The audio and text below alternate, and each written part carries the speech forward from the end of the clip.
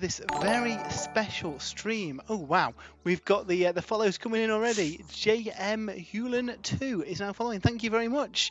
An early follow there. Yeah, we are today celebrating 4 years of Sprues and Brews. How are we doing, gents? It's been a busy 4 years, hasn't it? That's 4 years has just flown by. It's been mental. It's been really fun though. Let's just say that. It only feels like 5 minutes ago we started the site, doesn't it? But yeah, 4 years later, and yeah, we're here live on Twitch and YouTube, painting and chatting basically about the last couple of years. See, Craig Sinclair's already in the chat over on YouTube. Evening, gents, and chat, and happy birthday to the show. Single-handedly got me back into the hobby back in 2019. Amazing. Well, Timothy awesome. Unwin also says happy birthday, guys. Hi. So yeah, what are we doing today, guys? What are we all painting? I am working on some bats and rats from Cursed City. So yeah, basically I've spent the last few days painting Bellicore, and you know, I just want something I can dry brush up during the show while chatting to you guys in the chat. So yeah, I'm cheating and taking it easy today. Dave, what have you got on yours? So I'm going to be painting this evening, Matt, a Endrin Master in dirigible suit for the Caradron Overlords. Oh, nice. That's cool. And Jay, let's have a flip over to you. What have you got there? What are the Venari Wardens? This is my second unit now, so I've got 10 painted. I'm on the next 10. I want to get 20 done, and then do I do a character after that, or do I just plow on and get another 20 done? Stay on track, stay focused, Jay. I think so. I think I need to just carry on and get all this infantry done, yeah. Can I just interrupt for a second, Matt? Yeah. So I dropped the ball a little bit today. This is obviously our 4th birthday stream, so I figured I should really have a birthday cake for us. A birthday cake? Although obviously we can't share it because we're not all in the same building. But I completely forgot to get a cake. So I asked the wife, what else can I do? What else can I do because it's the birthday stream? So here we go. That is a jam roly-poly. Oh, amazing. I am very impressed. You've even got candles on it. That is impressive. So there you go. Happy birthday to us. I'm not going to blow them out live on stream. Making a wish. There we go. One go. Boom. Amazing. That's impressive, Dave. You're more prepared than me. AJ Sims over on Twitch says, "Evening, guys. Congratulations on 4 years. Thank you very much." Craig Sinclair's painting up the Bloodborne from Curse City, but I've got a Sinari Lawseeker looking at me across the desk. Nice. Well, I'm dry brushing rats. So what have we got here? I've got my little painting plan. I think if we start with the bats and do them some Corvus Black, we can get them out of the way, and then there's some shared colours on the other ones. So that's my job here, just doing some dry brushing. Quite relaxing dry brushing. I quite enjoy it. And we've got Brett in the chat over on Twitch saying amazing. How are you doing, Brett? Have you got on board the Age of Sigmar bandwagon yet? I know you really secretly want to. I thought Brad he's got an ogre army, hasn't he? Yeah, I think it's been relegated to the bottom of the painting pile, to be honest. I think he needs to do 1,000 Suns, because then he can mix them with his not 1,000 Suns, sorry, Tzeentch demon army. Yeah, and the mortals, he can mix them with 40k. Yeah, that's a really good idea. Steve Harbour says, "Happy birthday, guys." Hi, Steve. I Can Mix is now following us on Twitch as well. Thank you very much for the follow. So yeah, if anyone is out there on Twitchland and doesn't already follow us, much appreciated if you do. It helps this site massively. Doesn't cost you anything at all, and you get notifications when we go live as well. So you can enjoy all the painting antics as they happen. Yeah, because we're doing the painting stream every week, aren't we? But we're also, once the lockdown sort of lifted, we'll be streaming the battle reports as well. We will indeed. So we managed to do a stream. It's over on YouTube at the minute. Sons of Bahamut versus Uruks of some flavour. Iron Jaws, yeah. Iron Jaws. As a bit of a test stream, and we got it nailed, and we're like, yep, okay, we can do this going forward. And then the country went back into lockdown, like literally the day after. So yeah, we're ready for it when we can, and that'll be really fun. We'll probably do some a mixture of different systems, different games, different sizes. Ideally, I think we'll probably be on a Saturday lunchtime-ish. We're looking to stream those, so yeah, it should be fun. So keep an eye out for them. Dr. For My 4R? I've butchered that, but thank you for following. Steve Harbour's taking a break from Cadian Kill Team. Nice. Craig Sinclair, how ridiculously good is the Law Seeker, by the way? Obscene. Are you talking model-wise or rule-wise? Because it's pretty tasty either way, isn't it? I know you're a fan of the Law Seeker, Jay. I like Law Seeker.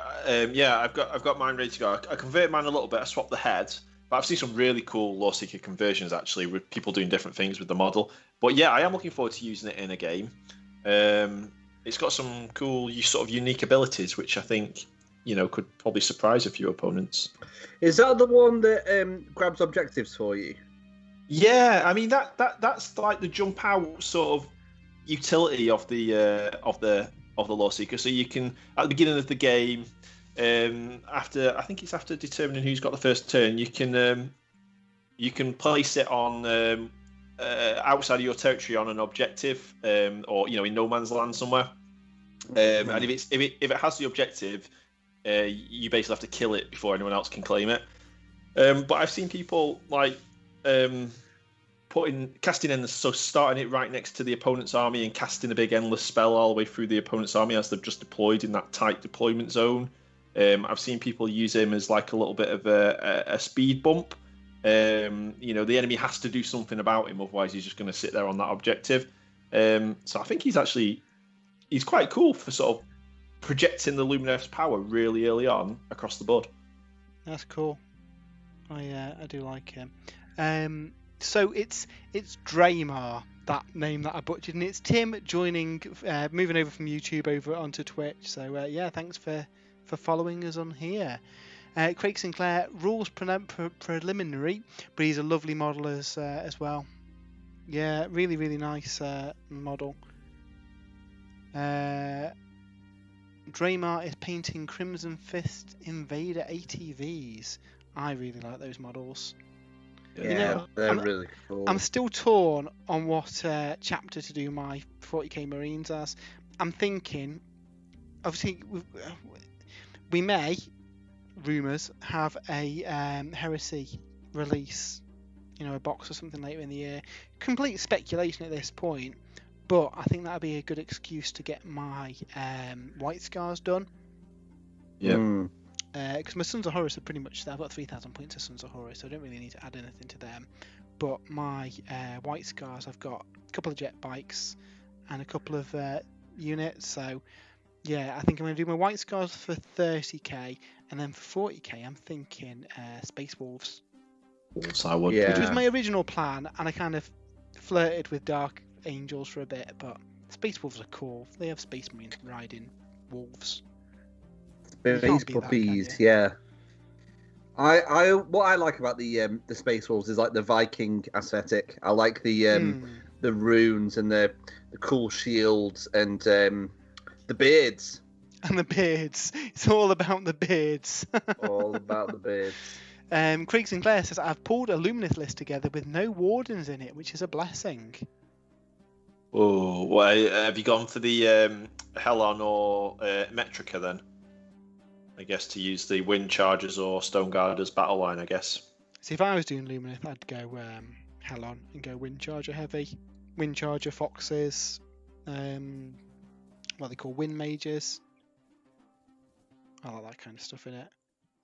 Thankwall79 saying, painting the latest in what seems like an unending horde of storm vermin. It was only 20 storm vermin. That's still a lot of storm vermin to paint, though, isn't it? Yeah.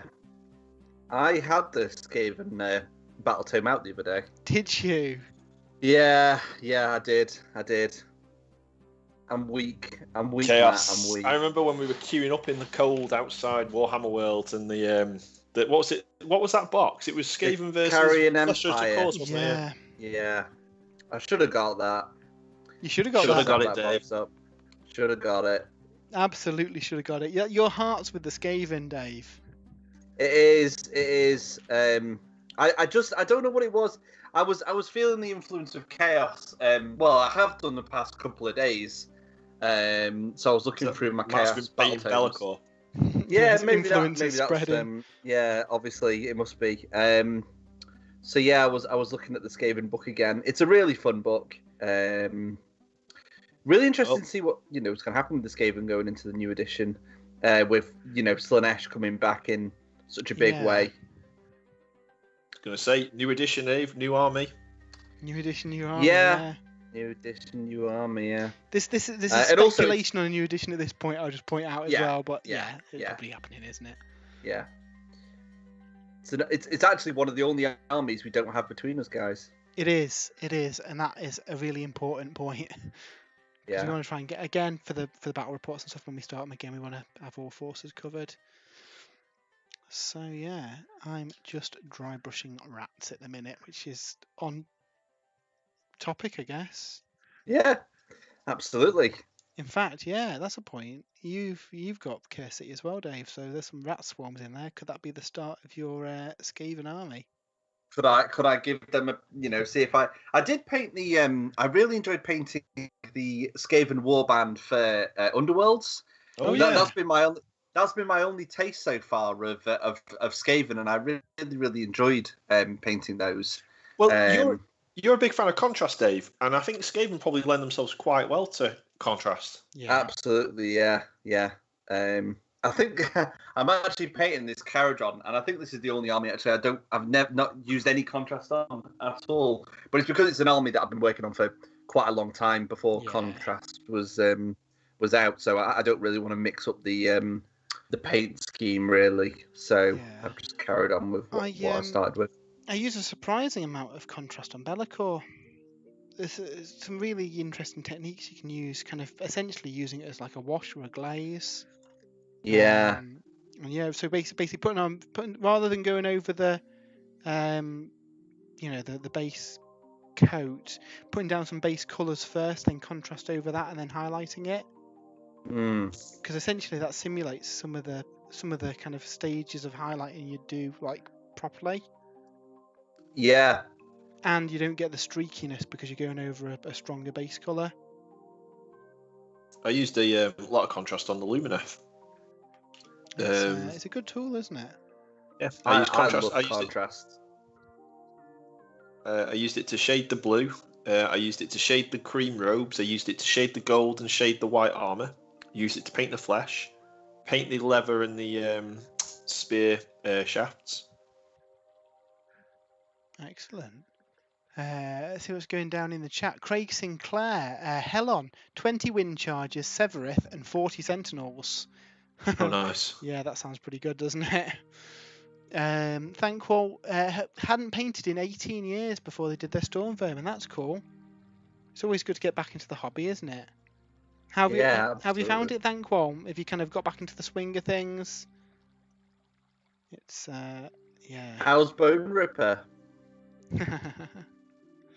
Daz Moore says, "Happy birthday, Sprues and Brews." Cheers, Daz. How are you doing today? Glad you could join us for our birthday festivities. And speaking I'm waiting. Of which, oh, go on. All I was going to say then is that I'm waiting to use Daz. I won some of Daz's dice in a competition he was running over on his Twitch stream, so I'm looking forward to using them. However, Daz, if say for example, if I think the first time I use them might be for rolling for a turn in AOS, so I hope they roll well. Gave me that priority. If you don't already, make sure you give Daz a follow as well, because he's got an ace Twitch channel. Had Mr. Duncan Rhodes on there the other week. So yeah. So I guess should we talk Sprues and Brews history? Yeah, why not? I should have done some research. It's not going to be like the quiz again, is it? Yeah, so if you've not seen our quiz, for what was it, episode 100, we did a bit of a quiz with some Sprues and Brews facts, and I think Dave managed to flunk pretty much everything on the quiz, which is shocking. Yeah, it is. Considering I'm constantly looking at stats and tinkering with the website, you would think I would have my finger on the pulse and know these things. Yeah. It was shortly after the launch of 9th edition, wasn't it? So we did have quite a few views that month, didn't we? I remember. 9th edition. A 40k, yeah. I seem to recall it being around that at the time, wasn't it? July. Was It it? was, yeah. 8th edition. 40k. Yeah, 9th's the current edition of 40k, isn't it? Yeah, that's when I thought we did So it. 8th edition we started. Yeah. I mean the quiz. Oh, the quiz. Sorry, the quiz. Yeah, that's right. Sorry, I've gone off on tangent then. Yeah, it was. It was. In the height of lockdown, wasn't it? It was. It was really fun. It was really well made as well, Matt. Cheers. I think we could do it better if we did it again. And you know what? We should do it again, shouldn't we? Oh yeah, absolutely. Got to defend my title. This is true. So Thankwell says things have changed. Really impressed with the switch to plastic, community engagement, and the incredible amount of material available online, podcasts, painting guides, etc. Obviously, including Sprues and Brews. Daz is just popping off to stream himself. Cheers, Daz. He's going to give us a shout out too. Thank you very much. Thankwell was a bit gutted to miss the end of the old world, having bought all the End Times books. Find AOS very intimidating as a game. Amused about the complaints that 40k hasn't changed, given the massive changes since 2002. Yeah, I think it's more so that story's been more fluid in AOS, hasn't it, than 40k. Things have changed, and there's new narrative developments. But I think there's more so in Age of Sigmar because there isn't any established history to kind of base it on. Yeah. So yeah. I guess if Thankwell hasn't painted for, 18 years, did he say? Yeah. Yeah, about 18 years. Is he still using, bleached bone and all the old graveyard earth when he opens his... Nothing wrong with those old paints. I've still got some of them myself in me to paint tray. He says it's a bit like having just come out of stasis. Yeah, I bet. Yeah, no, definitely. So Sprues and Brews, you were kind of co-founder of a gaming channel, weren't you, Dave? Blast Process. I was, yeah. So, which is actually still going quite strong even today. Unfortunately, my video gaming kind of started dropping away, and I was getting more and more, my hobby time. Because obviously we all work full time and stuff, I was finding my spare time was being spent on Warhammer rather than video games. So I think Matt, it was yourself actually that first kind of said, you know what, we should really actually do a website for this. That's right. Well, I was involved on some of the Blast Process stuff, mostly some of the videos, and I wrote some of the reviews, and I kind of thought, the kind of content that was being done on Blast Process, we thought that there's kind of a gap for that kind of website, wasn't there? A kind of more light-hearted, not super competitive website. And yeah, we thought, well, why not? We'll give it a go. And so Sprues and Brews was born after a few names that I think we had Brews and Sprues at one point, and oh dear, we did, yeah. And Sprues and Brews just flowed better off the tongue. Yeah. See, I wish I had a better memory. I wish I could go back and think about when we registered the website and stuff. I remember what it originally looked like, but I don't remember those initial conversations and talking about a name and creating the first logo and stuff. Yeah, I remember we were sat in your old living room. How long ago it was, and coming up with the concept, and I think we set it up, and it was.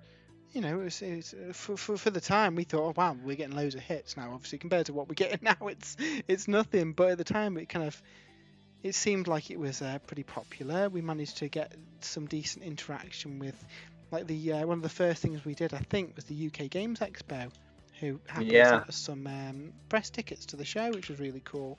And then obviously we've been really lucky to have lots of interaction with Games Workshop and everything.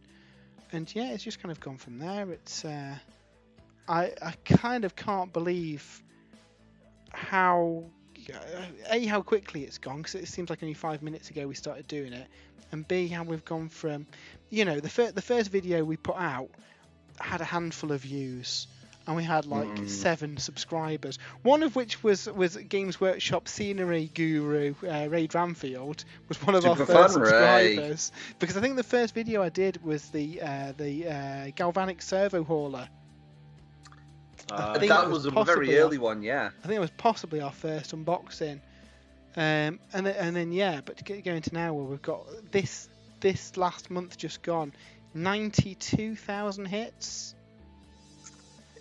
Pretty good going. I'm happy with that. The website has been super busy, which is really, really cool.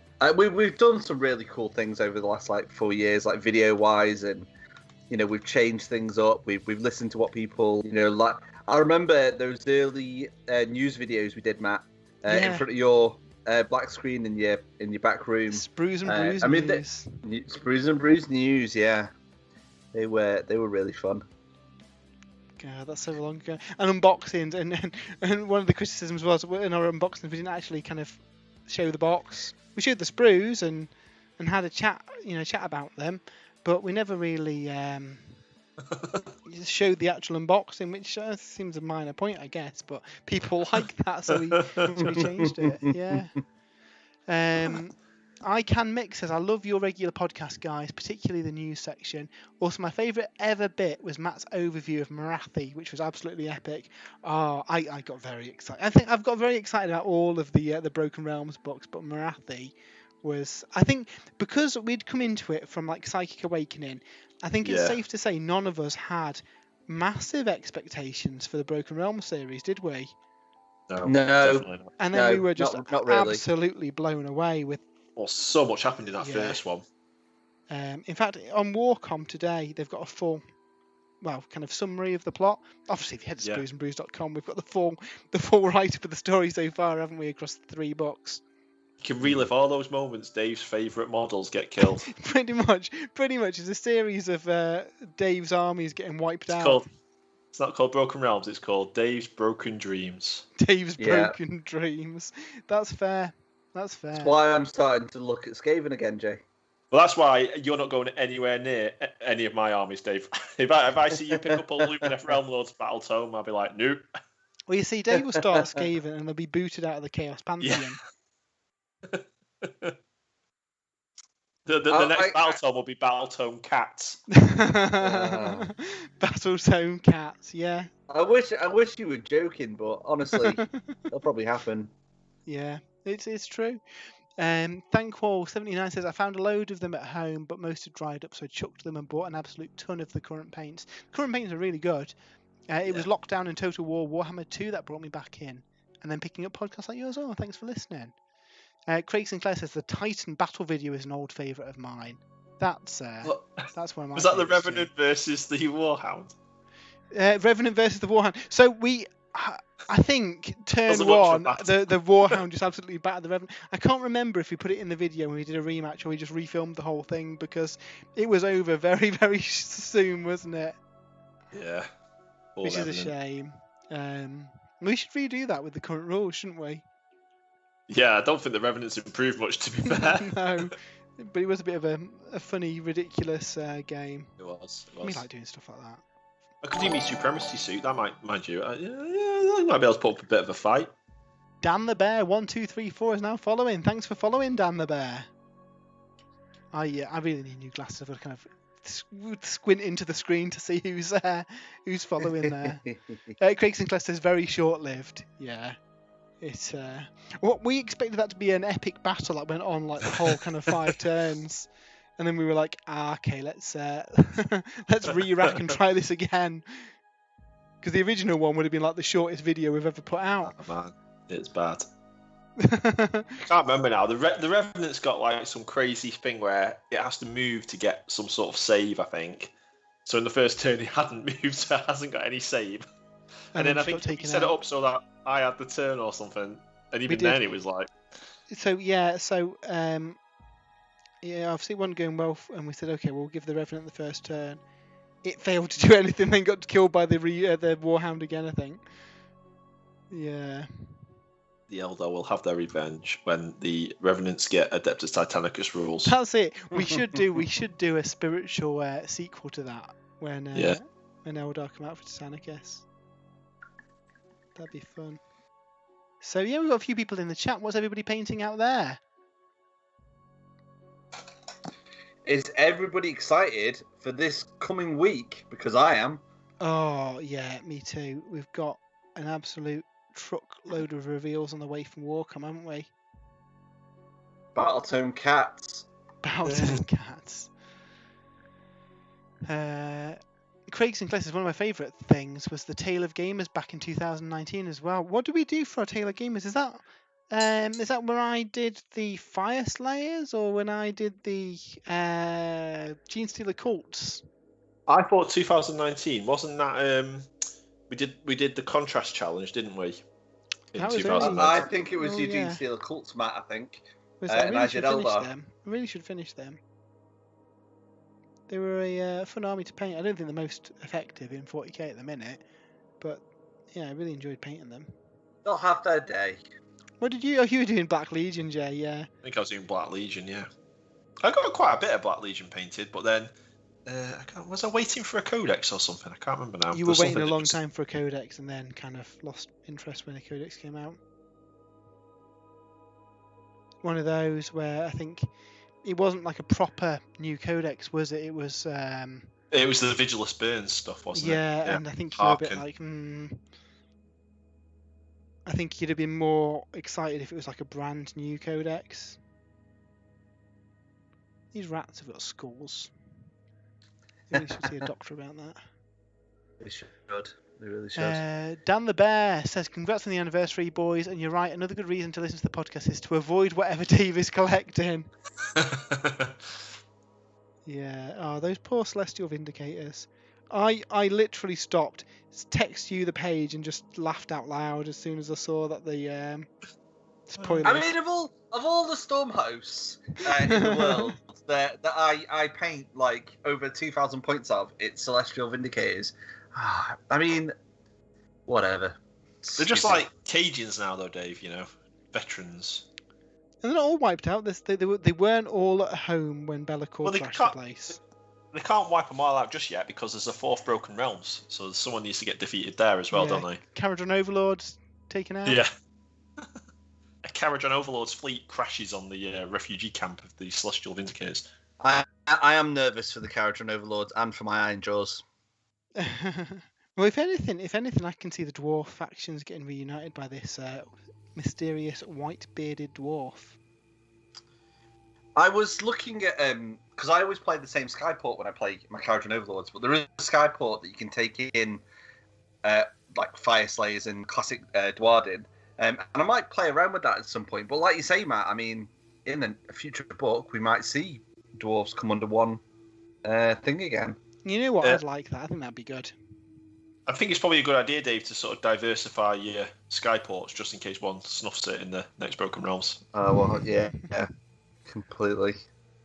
Craig Sinclair says Dave did Stormcast and Eldar, Matt did Genestealer Cult and Fire Slayers, and Jay did Gloom, Spice and Black Legion. Yes, we did. We alternated each month, didn't we?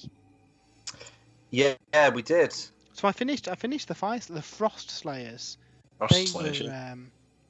They were really fun to do, and the Genestealer Cults I really should finish. I think I've got about 1,000 points painted, and I've got bits to do another couple of 100 points. So it won't take a lot of effort to get them up to scratch. So I might think about that, especially if they have a book on the horizon, because presumably everything is going to get a new book with the new edition. Yeah. Rising Ape says, "Hey folks, how are we doing, Rising Ape? Hello. Welcome to the birthday celebrations. How are you? What are you painting? What are you up to this fine Saturday?" I say fine Saturday. It's been raining most of the day here. Our hopes and dreams of bank holiday Warhammer have been dashed by the terrible weather here in Crewe. Because it is a bank holiday, and that's what happens. It's always the way. I looked at my phone earlier. There's a 99% chance of rain on Monday. So, Fantastic. I can get some painting done at least. Yeah. Steve Harbour's going to have to find and listen to episode 1. That might be a bit controversial as well. I think we've got an episode 0 as well, so I'm not sure. I'm not sure how the official numbering system goes. No. So there is an episode 0, and that is on. I can categorically say the episodes are right on Apple Podcasts. Controversially, there is something wrong with Spotify, and yes, I admit I have not yet fixed it. I do apologise, but if you're listening via Apple Podcasts, it's much easier to find episode 0. Episode 0 is basically me just saying we're doing a podcast. It was mainly to test to make sure it was gonna work on Apple Podcasts and stuff. Checking the publishing. Episode 1, I think, is just me and you, Matt. Can't remember what we talked about. In fact, I might have a look on the old. In fact, that's a good point because for a long time the podcast was me and you. Jay was kind of like unofficial kind of cameraman at events, weren't you? I was going to say my earliest memories of Sprues and Brews was chasing you guys around the expo with a camera. Yeah, that's pretty much it. That was fun. That first UK Games Expo we went to, and we managed to snag an exclusive interview on Warhammer Fantasy Roleplay. I don't think they'd announced to anyone that they were doing it, and we had a really cool chat with the designer at the show. And I think they'd also told us they were working on the Age of Sigmar role-playing game as well, which I think was also not widely known at the time. So yeah, it was really fun. And obviously that turned into Soulbound, and an awesome game. Which, by the way, if you are interested in, the starter box is out now. I did a review of it a couple of days ago. I think there's a video up on YouTube, and I've got the full write-up. And that's really good. If we've got time, depending on the reveals on Monday, we might have a chat about Soulbound on the podcast on Monday, which should be out Tuesday, Dave. Something like that. That'll be out on Tuesday night. Yeah. So I think we might, if we've got time, have a chat about Soulbound because the starter set's really, really good. So Thankful says, wasn't the first Broken Realm story a Greenskins one? So presumably they'll be big in Kragnos. Yeah, now did we mention this on the podcast the other day? So in the first Broken Realm story, he says he's coming or something like that at the end, which me and Dave assumed was Gorka Morka. But what if that shaman was actually talking about Kragnos himself? And Kragnos is a force to lead destruction, maybe. I mean, it makes sense. We've kind of thematically, Marathi is order. Teclis covers Nagash, who's death, and then Be'lakor covers chaos. So it would kind of make sense for the fourth book to cover destruction in some way, because they've not really been featured in the Broken Realms book so far. No, and it's a shame they're the only faction that's not had any models as well, aren't they? So far. Yeah, I believe you're right. So yeah, it'd be cool. Destruction outside of the Mega Gargants. Last thing they had that was new was probably the Uruk release, and when was that? It was they had some new ogres. They had a new ogre. And they had some scenery.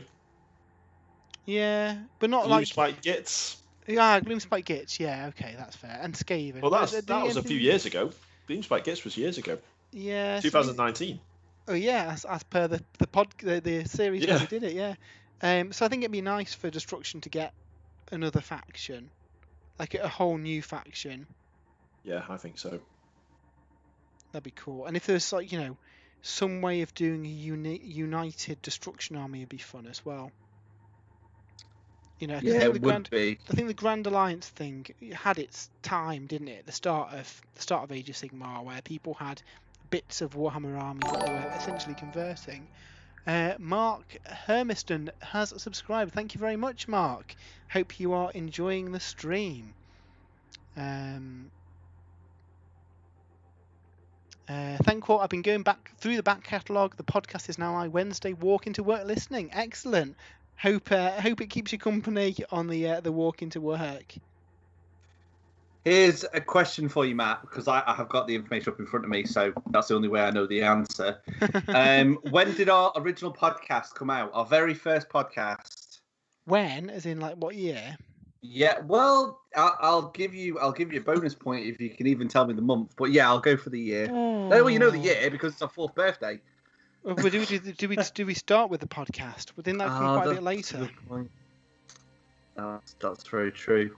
In that case, then I'll let you guess the year. I mean, since you've said it's 4 years old, I'm going to guess that it is 2017. It is 2017. Yeah. Yeah. You kind of gave that one away. October 2017. I'm going to go for. It was October the 29th, 2017. Was our first podcast, and actually, Jay, you were on it. I'm looking at the podcast notes. And the podcast notes state, "Hello, one and all." So here it is, our first proper podcast. Dave, Matt, and Jason discussed the following subjects on the show: the release of Shadespire, the new Eldar Codex, Necromunda, Iron Kingdoms on Humble Bundle, and progress on our armies. That sounds a really cool show. Yeah. New Eldar Codex. I know, New yeah. Eldar Codex. Oh, I might. You know what? I might have to, as it is our birthday. I might have to go back and listen to that. When we were recording in your garage, some of those early shows, I remember someone asking us if we recorded outside because there was all sorts of birds and cars and outside noise. Yeah, I quite enjoyed those early podcasts. Though. It's a bit rough and ready compared to the ones nowadays, but I do miss sitting with you guys around a table doing the podcast though. I do as well. You kind of. It's been really good that we've been able to do it remotely and like do all this remotely. It'd be really nice to be able to sit around and like paint together again, wouldn't it? It would. It'd be really good just to game. I've just seen Fanqual's comment there about the backlash of life, and yes, I am also of the same mind, Fanqual. So he says maybe the backlash of life is as much the feral nature of destruction as Alariel and the new Sylvaneth can offer. Yeah. So would be maybe because she does say actually there is a line. You've got Broken Realms Teclis, haven't you? There is a line about where she talks about the denizens of the realm might not be thankful to Teclis banishing Nagash. Yeah, and she tells him he's got a traitor in his midst as well. Now I assume that's about Marathi because at that point a lot of these happen kind of simultaneously. I don't know if Teclis actually knows about Marathi's betrayal and annexing of Anvilgard. But you know, I do wonder if Alariel kind of drifts from the Order pantheon as well. You know, she all change. Yeah. Well, I love the new Warsong Revenant model. So I'm thinking Sylvaneth might be my. Even though it's not a new army, because I've got like 2,500 points painted already, I think they're going to be the army I sort of kick off again going into 3rd edition with the Warsong Revenant. Maybe a new colour scheme to go alongside, so like a different sort of season. Yeah, that sounds really fun. As long as I can get these Lumineth painted, this is not until these are done anyway. This is my priority at the moment. Well, I'm hoping in Kragnos the Lumineth gets some fresh war scrolls as well. The Sylvaneth. What did I say? The Sylvaneth gets some redone war scrolls. Don't want any new war scrolls. Don't need any more Lumineth. So the Sylvaneth gets some redone war scrolls in the same way that some of the Nurgle ones and some of the Ideneth ones were done in the other Broken Realms books. Because they were one of the books for 2nd edition. Yeah, I mean they're a couple of years old now, aren't they? So they could definitely have a few updates. Like you say, Alariel, I'm sure could have some tweaks, couldn't she, to her profile? Yeah, she's not that compared to other sort of points. I mean, she gets the free Tree Lord, like you say, or the free Kernoff Hunter Squad. But yeah, she doesn't really have the profile to match the like Be'lakor or Teclis or anything like that. I mean, how many points are a unit of Kernoff Hunters? I think they're 200 nowadays. I think they're 200. Yeah. Where Be'lakor can, if he's, I mean, that's it. There's a random element, but if he's lucky, he could summon like 600. Well, more if he summons Pink Horus. Yeah, you're talking at least 550 points worth of stuff he can summon per game. Yeah. And he's a lot cheaper than Alariel, isn't he? 60 points for Alariel, I think she was last time I used her. Yeah. I mean, I like Sylvaneth. I think they're quite a unique faction with their teleport mechanics. I mean, they don't have the damage output that other armies do. I mean, with the battle I had with you, Dave, with the Uruks, where you just you're just like making sawdust of my army. They haven't really got anything that can sort of stand up like that. But they're interesting to use because they're very unpredictable. They can just teleport around everywhere, which is quite a cool trait they've got. Yeah. And that's the sort of game you play. Is just sort of like disrupting the enemy's movement with the wild wards and then teleporting in to try and sneak objectives and things. Well, Rising Ape is now following us as well on Twitter. Cheers for that follow, much appreciated. Rising Ape says, I think Kragnos is going to be the new incarnation of Orion. The horns, the hooves, the line in the trailer, my people are all gone. It fits, I tell you. Now, yeah, there's an interesting thing. If you read the Warcom article where they announced the new Sylvaneth model, it mentions that Alariel she's doing some kind of ritual with the Oak of Ages, isn't she? Yeah. And that is where Orion is rebirthed from each season. So, yeah. I do wonder if Orion be coming back, but maybe in a different form. I'd love some. And Steve Harbour's got a cool idea, Dave. Why not repost episode 1 as a special extra? Yeah, I can most certainly do that. I'm sure we can do something with that. We could even as stick it on bonus. YouTube or something, maybe. Yeah. I'll get that done. Good idea, Steve. Celebratory episode, like it. I definitely want to give it a listen to later on to see what we spoke about. How good was the Eldar Codex back then? That's How good was the Eldar Codex? I imagine it'd be you getting very excited about space elves. Yeah. We had Underworlds out on our first podcast. Is that the first version of Underworlds then? Shades by How Be cool to see how the format has changed as well, because I don't think it's changed that much, really, has it? To be fair, the podcast, I think we've kept pretty much the same format over the years, haven't we? With the kind of hobby updates, the news, the main article, and then the top threes. What was the first top 3, Dave? I don't think that we did a top 3 in the first podcast. I will have a look when we introduced the top 3. I think it was pretty early on. Yeah.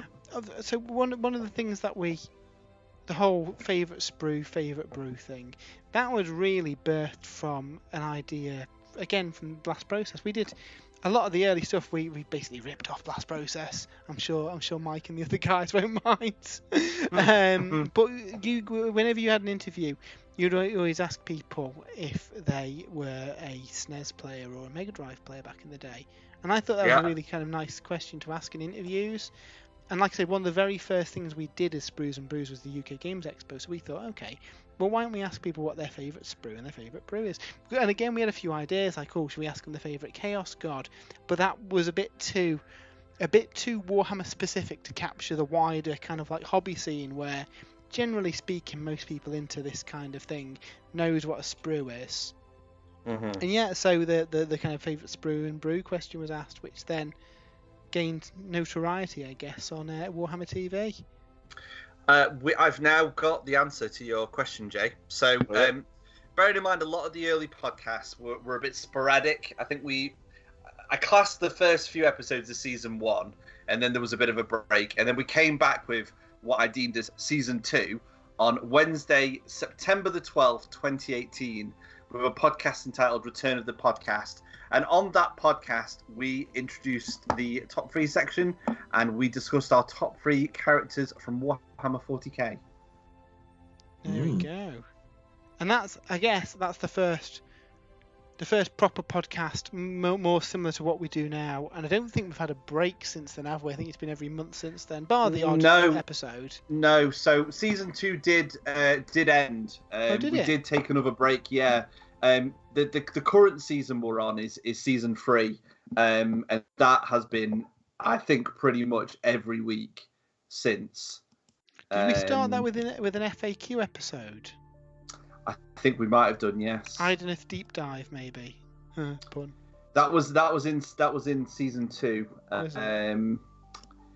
don't know when season 3 kicked in. What season was the Red Wedding in? We've done so many of these. It all kind of merges together, doesn't it? It does. I mean, It does. we've had over a year's worth of podcasts recorded remotely now, haven't we? We have.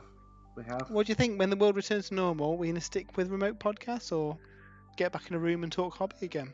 Ooh, I mean, I would like us to return to one room, but we'll have to look at our schedules, I guess, and see what works. But I think it would be nice to get back round a microphone and chat hobby.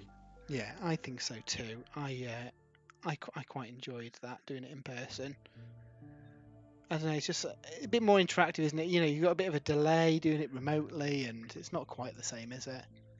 What about No. you guys out in the chat? What do you think? Any regular listeners to the podcast? Have you noticed a difference in, you know, the stuff post March 2020? Because I remember we were thinking, oh, it'd just be 1 or 2 episodes remotely, and it'd be all back to normal again. And now we're what, 15 months later or something ridiculous like that. Yeah, it's crazy. So, But we did it. We've done it. It's worked well. So what when we started this, Dave, did you think it'd get to, you know, popular website, being able to do reviews, doing a live painting stream? What do you think it happened, kind of long term, Sprues and Brews wise? I don't think I ever really had, because when we started Blast Process, you know, we had high aspirations, you know, getting review stuff from publishers, you know, eventually maybe making our way over to E3. I mean, for me, obviously, with Blast Process as well, as at the time, I was looking into that as a career, kind of games journalism and all that kind of thing. So, you know, I was really putting a lot of work into Blast Process to kind of help with that. So yeah, when we started, I don't know. I think when we started Sprues and Brews, it was just nice to have an output for the hobby, and it made me want to do more Warhammer and paint more Warhammer and play more Warhammer because we had this output. But I never envisioned that we'd have a community like we have now, with so many awesome people that read the website and listen to the podcast. Yeah, and getting to go to kind of, you know, all these events and sort of talk about books as they come out. Yeah, it's really cool. I never imagined it would be like that. Did you, when we set out on this, did you think we'd end up this big? I hoped we would, but, you know, realistically, no. You know, I suppose another thing worth pointing out is that, you know, we just do this as a hobby, don't we? You know, a lot of other websites and podcasts and YouTube channels kind of do it as a living. This, even now, is just stuff that we do in our spare time. Yeah. Which, I don't know, I like to think that makes us a little bit more, what's the word? Not approachable, but I know what you mean. Yeah. More kind of casual, I guess, is the word. Yeah, casual's a better word for it. You know, none of us are ever going to be super pro tournament players, and I don't think the website would ever have a focus on, you know. Do you think I'm paying all these Lumineth for, Matt? Now, every time you say about us being competitive gamers, Matt, just to bring my camera up so you can actually definitely see it. But I always have to bring this on. It's going to become a thing. Each time you say something about us being competitive gamers or not being competitive gamers, I bring out this spoon just to prove that point. Yeah. And this is it. So, you know, we very much looked at it from the kind of friends having fun playing Warhammer side, didn't we? Rather than ever being, you know, pros at Warhammer. I like the battle reports. That's one of my. I mean, I love the podcast. The podcast is my favourite thing about Sprues and Brews, for sure. I love chatting every week, and I love your news section because if I've missed something in the week, I know you'll have it covered. So that's my favourite thing about Sprues and Brews. But I'm really looking forward to getting battle reports, more and more battle reports, because I love playing Warhammer. That's ultimately what it's all about for me, playing Warhammer. And I think if we can get some regular battle reports going, that's just, you know, that's perfect hobby, that is, for me. Yeah, and being able to stream the battle reports as well. So we've done battle reports in the past, and I think with the current schedule that we've got, filming and editing a battle report, we'd have to do it full time to do it because it takes so long to do. You're talking realistically, you're talking what, 4 hours to film a battle report if you're filming it, because you're stopping and starting and checking rules and making sure everything's right. It takes a lot longer to play through it, and I know you'll only see like, you know, an hour and a half footage tops out of it, but there's a lot of footage all sat on my hard drive. And then obviously it's all the time putting that all together into a battle report. So now we've got the stream down. It'll be a little bit rawer. It won't be quite as cinematic maybe as some of the battle reports that we've done, but we'll be able to get regular games out, and you'll see the genuine experience of us playing. Thankwell's just put in the chat, relaxed. Yeah, kind of more relaxed kind of focus to it. So while other channels might be like, here's the really good net list that you want to take, this will just be us messing around playing Warhammer basically.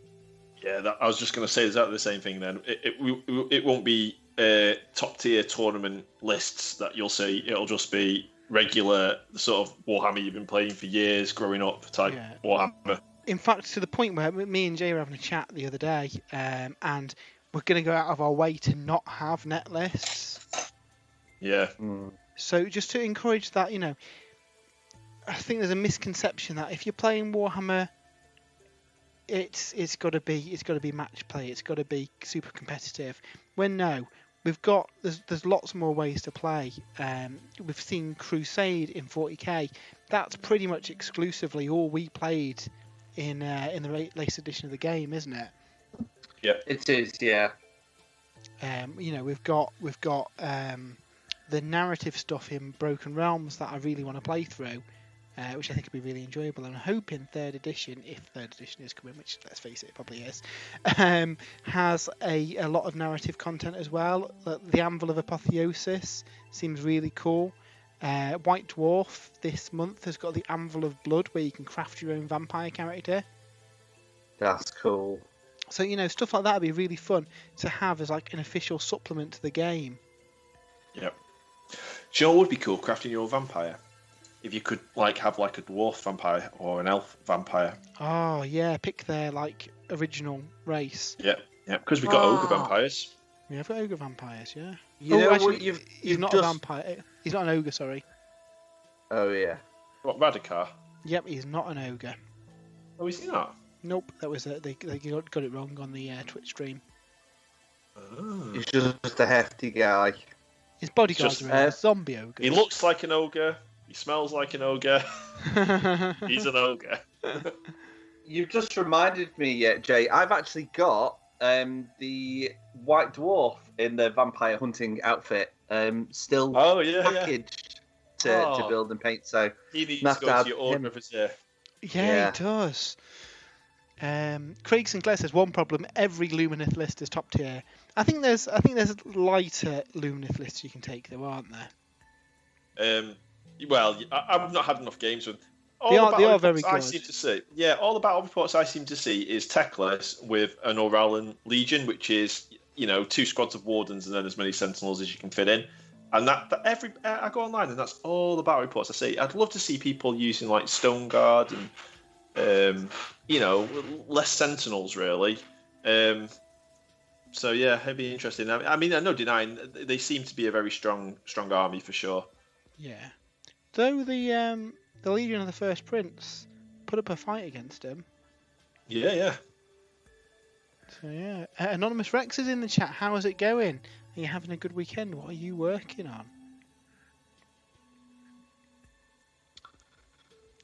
These rat swarms are quite fun to paint. Yeah, looking forward to having a go at them myself. I can't believe how much detail works on this. I tell you, this dirigible suit is probably my favourite model from the Caradron Overlords. Ships aside. Should we have a look, Dave? I'll switch over to your camera. He's very, very cool. Don't know if you can see him on that. Yeah, cool. I always get my left and right with the camera mixed up. Yeah. I'm like, which way am I going? Yeah, which way am I going? It's cropped in a bit of a funny way. Yeah, he's looking cool. Yeah. How about you, Jay? Should we have a quick glance at what you're you can have a look. There's not a lot to see at the moment, so I'm just doing a second pass on the Corax White now, which forms the base of the armor. I've done the cream, the Wraith Bone. So so once I've done the second pass of the Wraith Bone, it's pretty much ready for the shading on the robes. Which I mean, what time are we now? Well, another hour left yet. So I think I will make a start on that. Yeah. I've got one here. Here's one I painted earlier. Very Blue Peter. Oh, that looks so good, Jay. So That these looks amazing. these are the what they're going to look like eventually. Yeah, that looks incredible. He's done a great job with them. Oh, cheers. Yeah, I've enjoyed it. I try to use snow now a lot on pretty much all of my bases. So I think actually when I do the Sylvaneth, I'll use some snow in it as well. I really like the Valhalla Blizzard. Yeah, well, I've tried to all my death armies. I've based the same way. So obviously I'm just working on rats and bats at the minute, just following Nick Baton's guide. So black, you kind of dry brush them, and then start picking out a couple of colours, then basically wash the whole lot down. So dead quick and easy. I thought get these out the way because they're quite easy to do, and then if we've got space under the camera, which we may not have, I spent most of the day painting Be'lakor. Well, it's not going to focus because he's too big, so I don't know if you can see him there. Just waiting a bit of delay here. Let me have a look. He was really fun to paint. He's going to come up on my screen in a minute. Oh, there we go. I can start seeing him now. Yeah, he's very nice. I really like him. Really enjoyed painting that up. He's a really good centerpiece model. There's some proper pictures on Twitter now if you want to have a look at that. Yeah, I'd have to rearrange the camera for him to fit under there. But hopefully we'll have him in a battle at some point. Cool to see him go up against GoTrek. GoTrek versus Be'lakor, yeah. That'd be cool. Jay, I've got a request for you because you're talking about how you use snow on all your bases. Yeah. Please do a winter-themed Sylvaneth army, and please give Durfu some Christmas lights on his branches. That would be amazing. That would be funny. Yeah, well, I mean, my Sylvaneth army that I've got currently, it's quite big. I've got like 5 tree men of various flavours. I've got like 40 dryads, 10 revenants, Dryker, some of the casters, Alariel, of course. All my wildwoods painted, but they're all in like a spring theme. And I'm just thinking, we've got the new Warsong Revenant coming out. I could just add that unit to the army in the current colour scheme. But I'm thinking, it's been a while since I've painted Sylvaneth. They're one of my first Age of Sigmar armies that I painted. And I think, some of my painting techniques have changed now. And I'd just like to have another crack at them, I think. Yeah, I mean, I would change a lot. Nice mixing up your armies, isn't it? Yeah. I mean, that's it. I really like the model range. I love the Kernoth Hunters. I love the Dryads. I love the Revenants. Tree Revenants are my favourite unit in the army. And obviously the new Warsong Revenant looks awesome as well. So I think I'd like to pick them up and treat them as a fresh army. And I can always, sub in the tree men and whatnot in our games while I'm going. Yeah, I mean, that's what I'm thinking with the 40k orcs. And obviously I've got a big Speed Freaks army. I'd be tempted to do a detachment of snake bites to go with them. And obviously, they can use the models in the army, but I just think thematically they all work well together with a cohesive scheme, don't they? Mm-hmm. Yeah.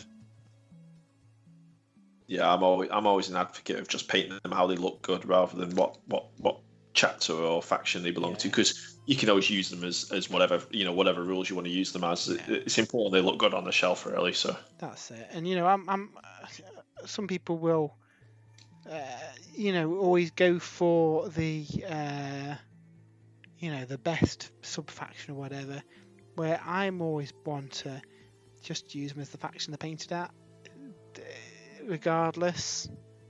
I don't know, maybe that's just me. Yeah, see, I'm not too fussed because at the end of the day, I think the rules change so often, and I think you just play with the rules you want to play with, as long as certainly in friendly games as well. Yeah. So I'm not too fussed. People want to use Ultramarines as Dark Angels, for example. It doesn't bother me that much. I suppose with the Orcs, I just think they'd look better with the more classic Snakebite scheme rather than the red of the Evil Suns. I think they would, yeah. And you don't really have I could just take a detachment of them, and then they'd have their own rules anyway. So depends what's in the new Orc book, doesn't it? It does. I might have to use different Stormhost rules if the Celestial Vindicators are written out of the next Stormcast book. Just check with the community first, Dave. You know, you don't want to annoy a load of Stormcast players there. Yeah. I really like There's a couple of Stormhosts I really like. I don't know what the rules are or what the names are. I love the gold armor, Stormcast with the gold armor. Hammers of Sigmar. Yeah, they're really nice, the poster sort of boys. But I also really like the silver ones. If you remember when we went to Warhammer Fest and the Sacrosanct Chamber was first announced? Yes. Yeah. And they'd like silver armor and blue. I'm sure they'd like navy blue. I think they are I could be wrong, and I'm sure somebody in the chat will say if I am. Are they the Celestial Warbringers? Silver Stormcast? Or is, I think silver and, actually silver and black might be Hollowheart. Not Hollowheart. Not silver and black, there was silver and blue. Yeah, they might be Celestial Warbringers, I think. Yeah. I could be wrong there. They look really I don't know. Not my speciality, Stormhost, I'm afraid. Should be, Matt. They should be. I had a Stormcast army for second edition Soul Wars. It was Eva King. So in the chat, I Can Mix says, any thoughts on Warhammer Fest next week and what we can expect, or what are you hoping for? So yeah, I guess let's go around the virtual room.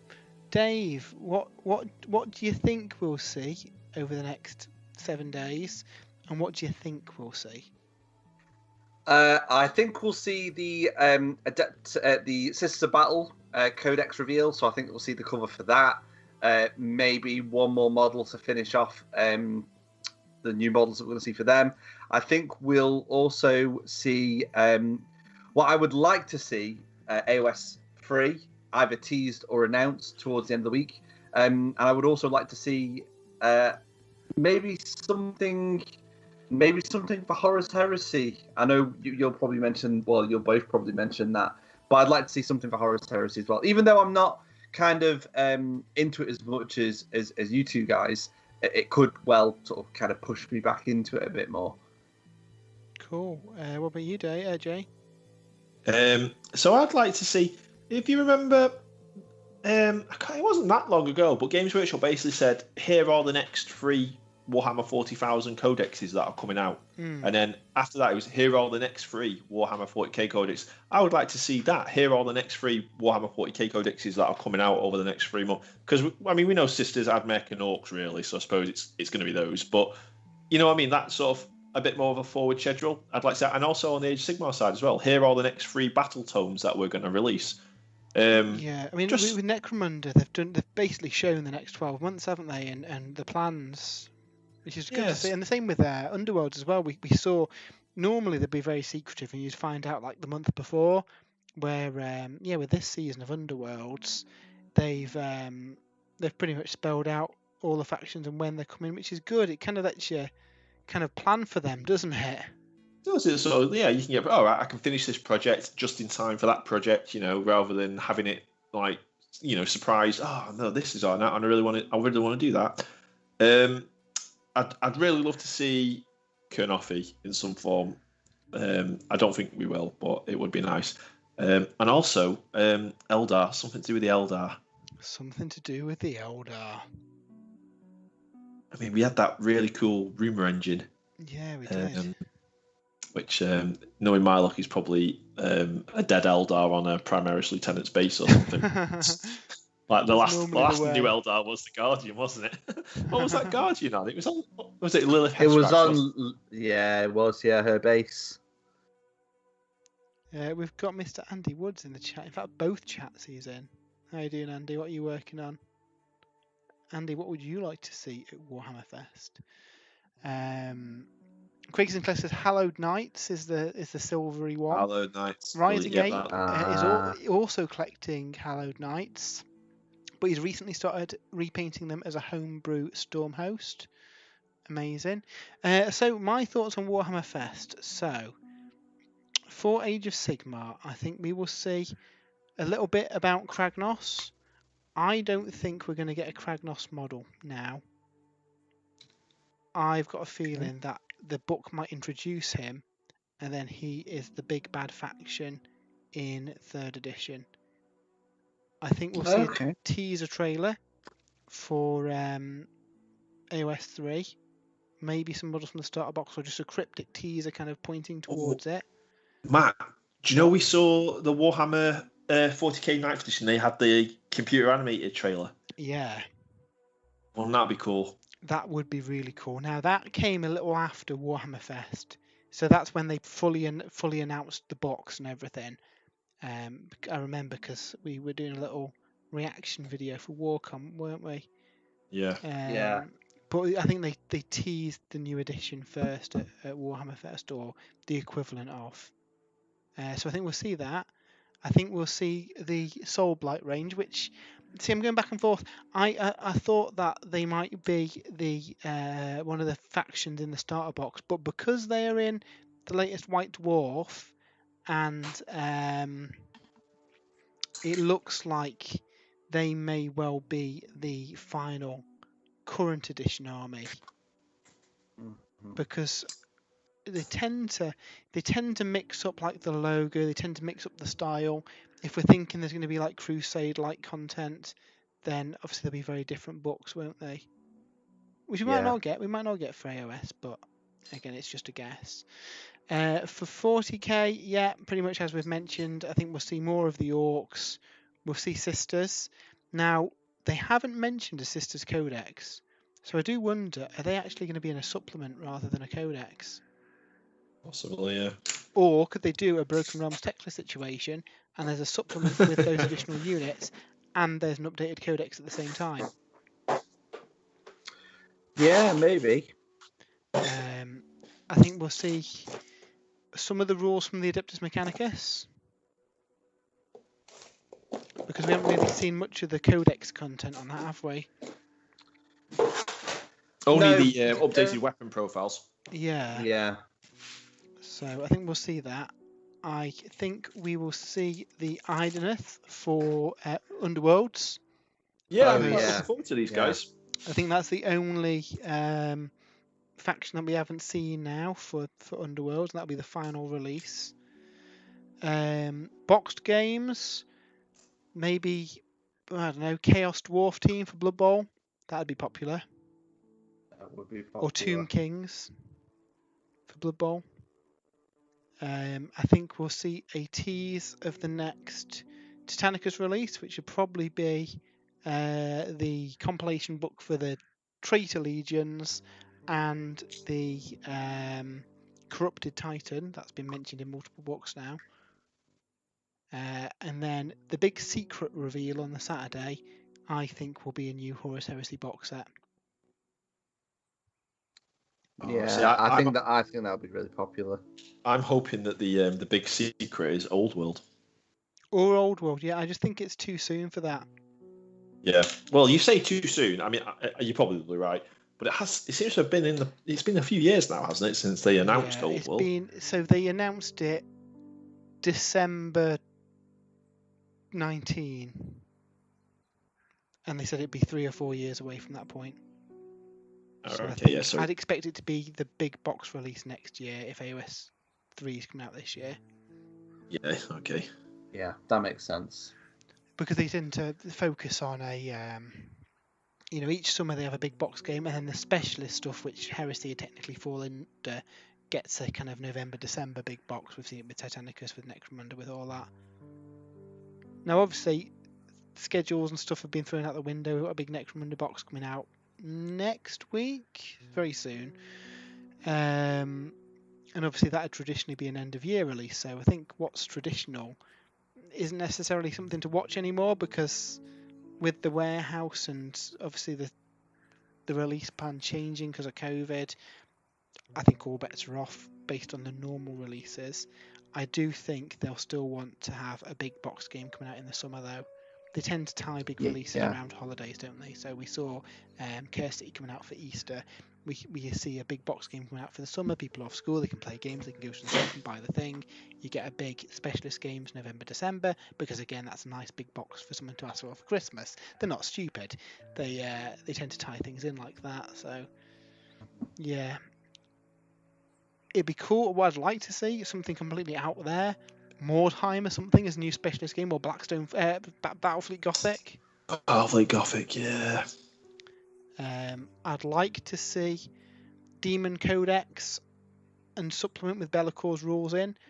I just think that there's too many codexes that they've shown bits of, but not the codex. I think Yeah. they don't tend to show too much stuff in advance, do they? They want you to get the next big thing. So, get excited about Orcs, then after Orcs, a new Demon Codex, maybe. Yeah. But you never know. Again, we might see a load of stuff. We might see a bit of a roadmap and know that the next 3 codexes are, I don't know, after Admech, we get Sisters of Battle, Orcs, and Demons, maybe. That'd be cool. And I think a roadmap would be something that the community would take down well. I do wonder. I think what we also have to bear in mind for 40k is actually we should have the Mechanicus Codex in our hands now. Yeah, and again, I think we should really have the final Broken Realms book in our hands by now as well. I think it's all gone a bit skew-if, hasn't it? Thankor says, I think at the time for Old World they said more than 2, 3 or more, so 2022. Yeah, I think realistically summer 2022 is the earliest we'd see the game, personally. Andy Woods, Kragnos and some Destruction Love. I'm currently working on a Mega Gargant. Amazing. Steve Harbour, what if the 3rd edition box was Stormcast and Gravelords? So that's very similar to my speculation, which was Order of Azir versus Gravelords. Because thematically, that's a cool box, isn't it? Vampire Hunters versus Vampires. Yeah, that's and very a nice cool. way of introducing a new mortal human faction into Age of Sigmar. I know we've got the Cities of Sigmar, but again, doesn't really count because that's older models that they've kind of repurposed, really, isn't it? It'd be nice to see a new, good human army, especially if, say, in 3rd edition and the meta shifts up a bit and the storyline shifts up and all of the Dark Elves kind of join Marathi. The Idoneth are aligned with her as well. Maybe the kind of more Wood Elfy parts align themselves with Elariel. She goes off on her own way. We know it's Broken Realm, so maybe all the alliances and everything changes. Well, didn't you notice, Matt, a change on the logo on the new Galmoraz coin? Yes. So I'm going to hand the Galmaraz on the coin. It's a similar style to the current Galmaraz that's on the spines of all AOS books, but there are some sort of differences. So some of the kind of spines radiating up from the semicircle on the top part of the handle. Some are longer than others. We've also got a kind of chain motif going around them, so it wouldn't surprise me if that is the logo for the new edition of the game. It also wouldn't surprise me if, because we've got this store anniversary event the last week of May.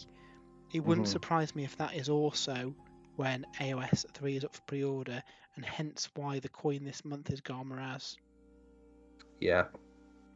And then you've got an early June release, which I think is roughly when they tend to do these big box sets every year. Yeah, I think that all makes sense to me. I didn't even know that was the Age of Sigmar logo. The old one. I always just figured it was just I don't know.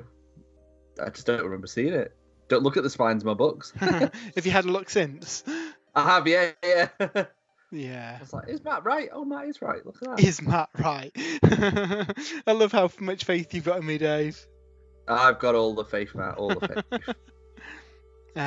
Anonymous Rex says Tau, Nids, and White Scars or Astra Militarum Codex would be nice. There's a sector of the galaxy that's been a bit quiet. Yeah, I'd love to see new Astra Militarum with a new plastic kit, whether it's redone Cadians or redone Catechans or a new regiment entirely. I would 100% do an Admech army. I mean, I've got my Deathcore Krieg, but they're a bit niche, I guess, aren't they? I'd have done an Astra Militarum army a long time ago if we didn't have either Cadians or Catechins to pick from.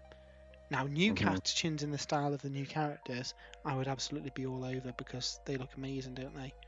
I think it's They just the big do. beefy arms on the Cadian that put me off. Sorry. You mean the catechins? The Catechin, sorry, yeah, Yeah. the big beefy Catechin arms, Yeah, because yeah. they're really cool models. And I think we mentioned this on the podcast last week when we were speaking to James from Siege Studios.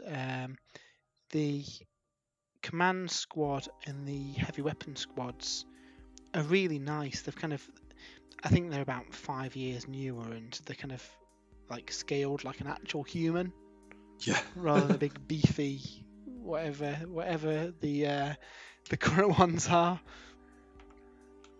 So yeah, a new regiment would be fun though, even if it's an invented regiment. Like the Yeah, one that Voice-Destroying we've not Firstborn. seen. Yeah. I'd like Valhalla. I've always liked Valhalla, but obviously their models are even worse than catechins and more expensive. So Andy Wood says, "Oh no, Dave has faith. Thank us, but surely they'd need to Mhm. conclude Broken Realms before a new AOS, and given the disrupted production program is somewhat feasible." Yeah, it wouldn't Well- surprise me if we get next week, Necromunda, the week after, AdMech book and Broken Realms book, because Pariah, I think, was a week or two before 9th edition, wasn't it? Yeah. And that again was the same. It kind of set up the new look for the Necrons, didn't it?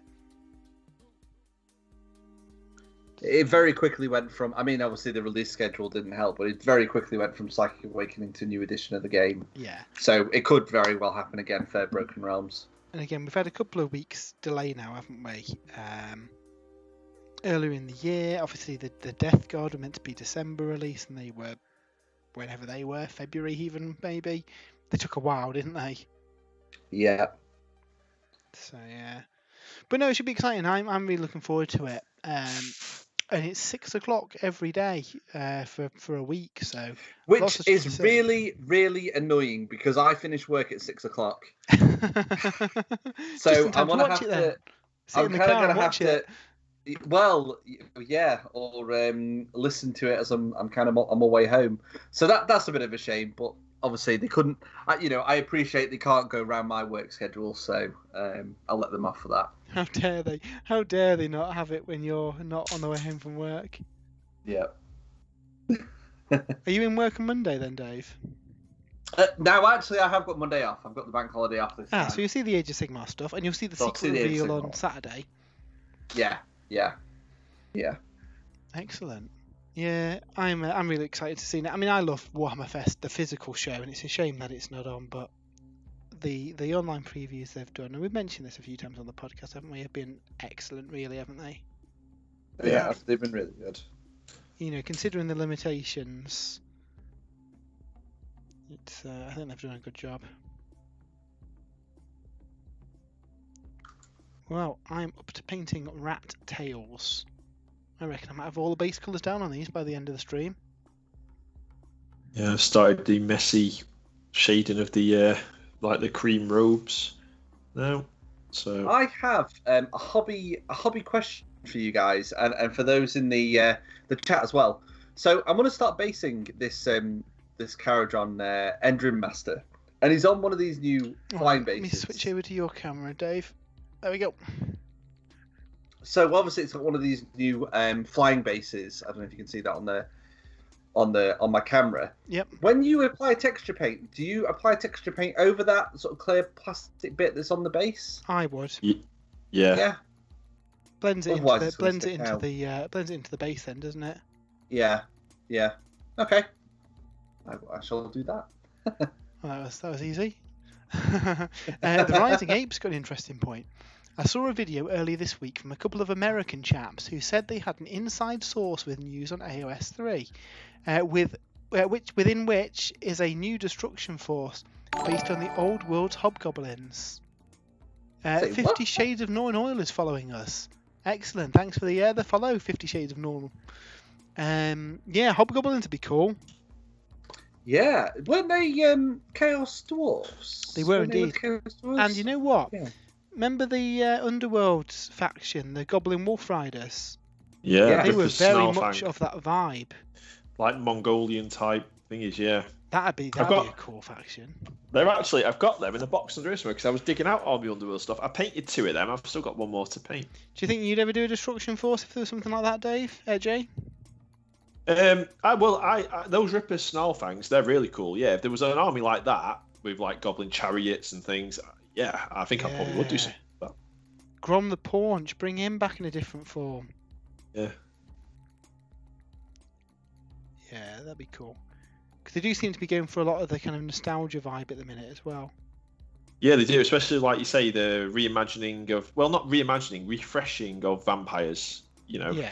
they've not gone too wild with, well, what we've seen so far is, you know, traditional skeletons, zombies, vampire lords, blood knights.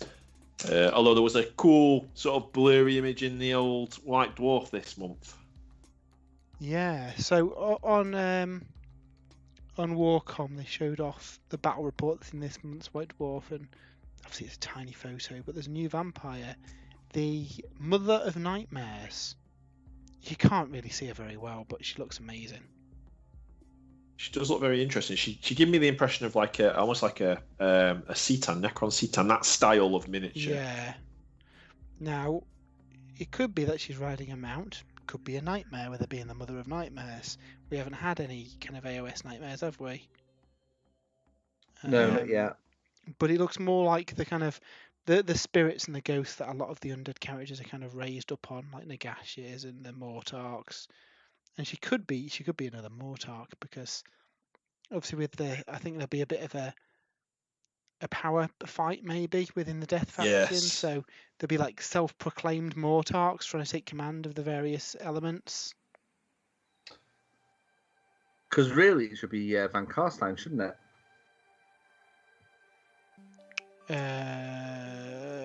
Yeah, I mean, I think we'll see warring vampire factions. Well, I mean, we saw warring vampire factions in Broken Realms Teclis. Yeah. They were Neferata and Manfred were fighting amongst each other, attacking each other's territory. Even Neferata had infiltrated the Order of Azir vampire hunters. Yeah. And so, you know, Jilson Darrick's on Neferata's payroll, which is a bad luck for a vampire hunter when you're being hired by a vampire, but whatever. Pays the bills. Corruption in his ear. So yeah, I think that'll be an element of the storyline. Maybe the vampires out to get each other and fighting over Nagash's dominion. Which again is another fun way to take it, because you know these are creatures that are centuries old and probably do hold grudges, much like a dwarf would. Dwarfs. I mean, that's the other spanner in the works, isn't it? This white dwarf, this mysterious character. Yeah. So who do we think the dwarf is? All we know is he's a white bearded dwarf. He holds a hammer with a pick on one end, and he's obviously a creature of some import, because Be'lakor was scared to face him. He's a dwarf, Matt. I don't think Be'lakor would be overly concerned at just a dwarf, though, would he? The dwarf. You know, considering he flies up and basically rips an ironclad out the sky. Yeah, but I mean, Caradon overlords are not proper dwarfs. Hey, whoa, whoa! They don't live underground. Come on. I think you're mixing them with hobbits here, aren't we? Now, Thengor says, is it too obvious that it's Grombrindle? See, I think it could be Grimnir. I think it could be Grungni. Oh, Grungni, sorry. I meant Grungni, yeah. Grimnir is currently in parts, getting hunted down by the thingy. Yeah, Grungni reuniting him. The White Dwarf would be cool, but I don't see him being the character to reunite all the dwarfs. I mean, they could rewrite him as a more kind of serious character, couldn't they? Yeah, I was going to say he's always been more of a not a comic kind of inclusion, but he's never really been part. Yeah, yeah, he sort of breaks. Is it the fourth wall or whatever they call it? Yeah, he's not like you've got the Grombrindle Witch Hunter Dave, and there's a Grombrindle in the Space Marine armor, isn't there? And yeah. Though in earlier editions of the game, there was like proper lore on him, and he was like a proper established character. And again, we said if they're going retro and pulling back old ideas, then you know it could be. Could be, yeah. Oh, imagine running an army with Gotrek and the White Dwarf. I know, it'd be really cool. Well, you just win, don't you? That's it. You just win, yeah. That's like the ultimate army. Why roll dice? 50 Shades of Norn says maybe Joseph Bugman with loads of Bugman's booze reunite him that way.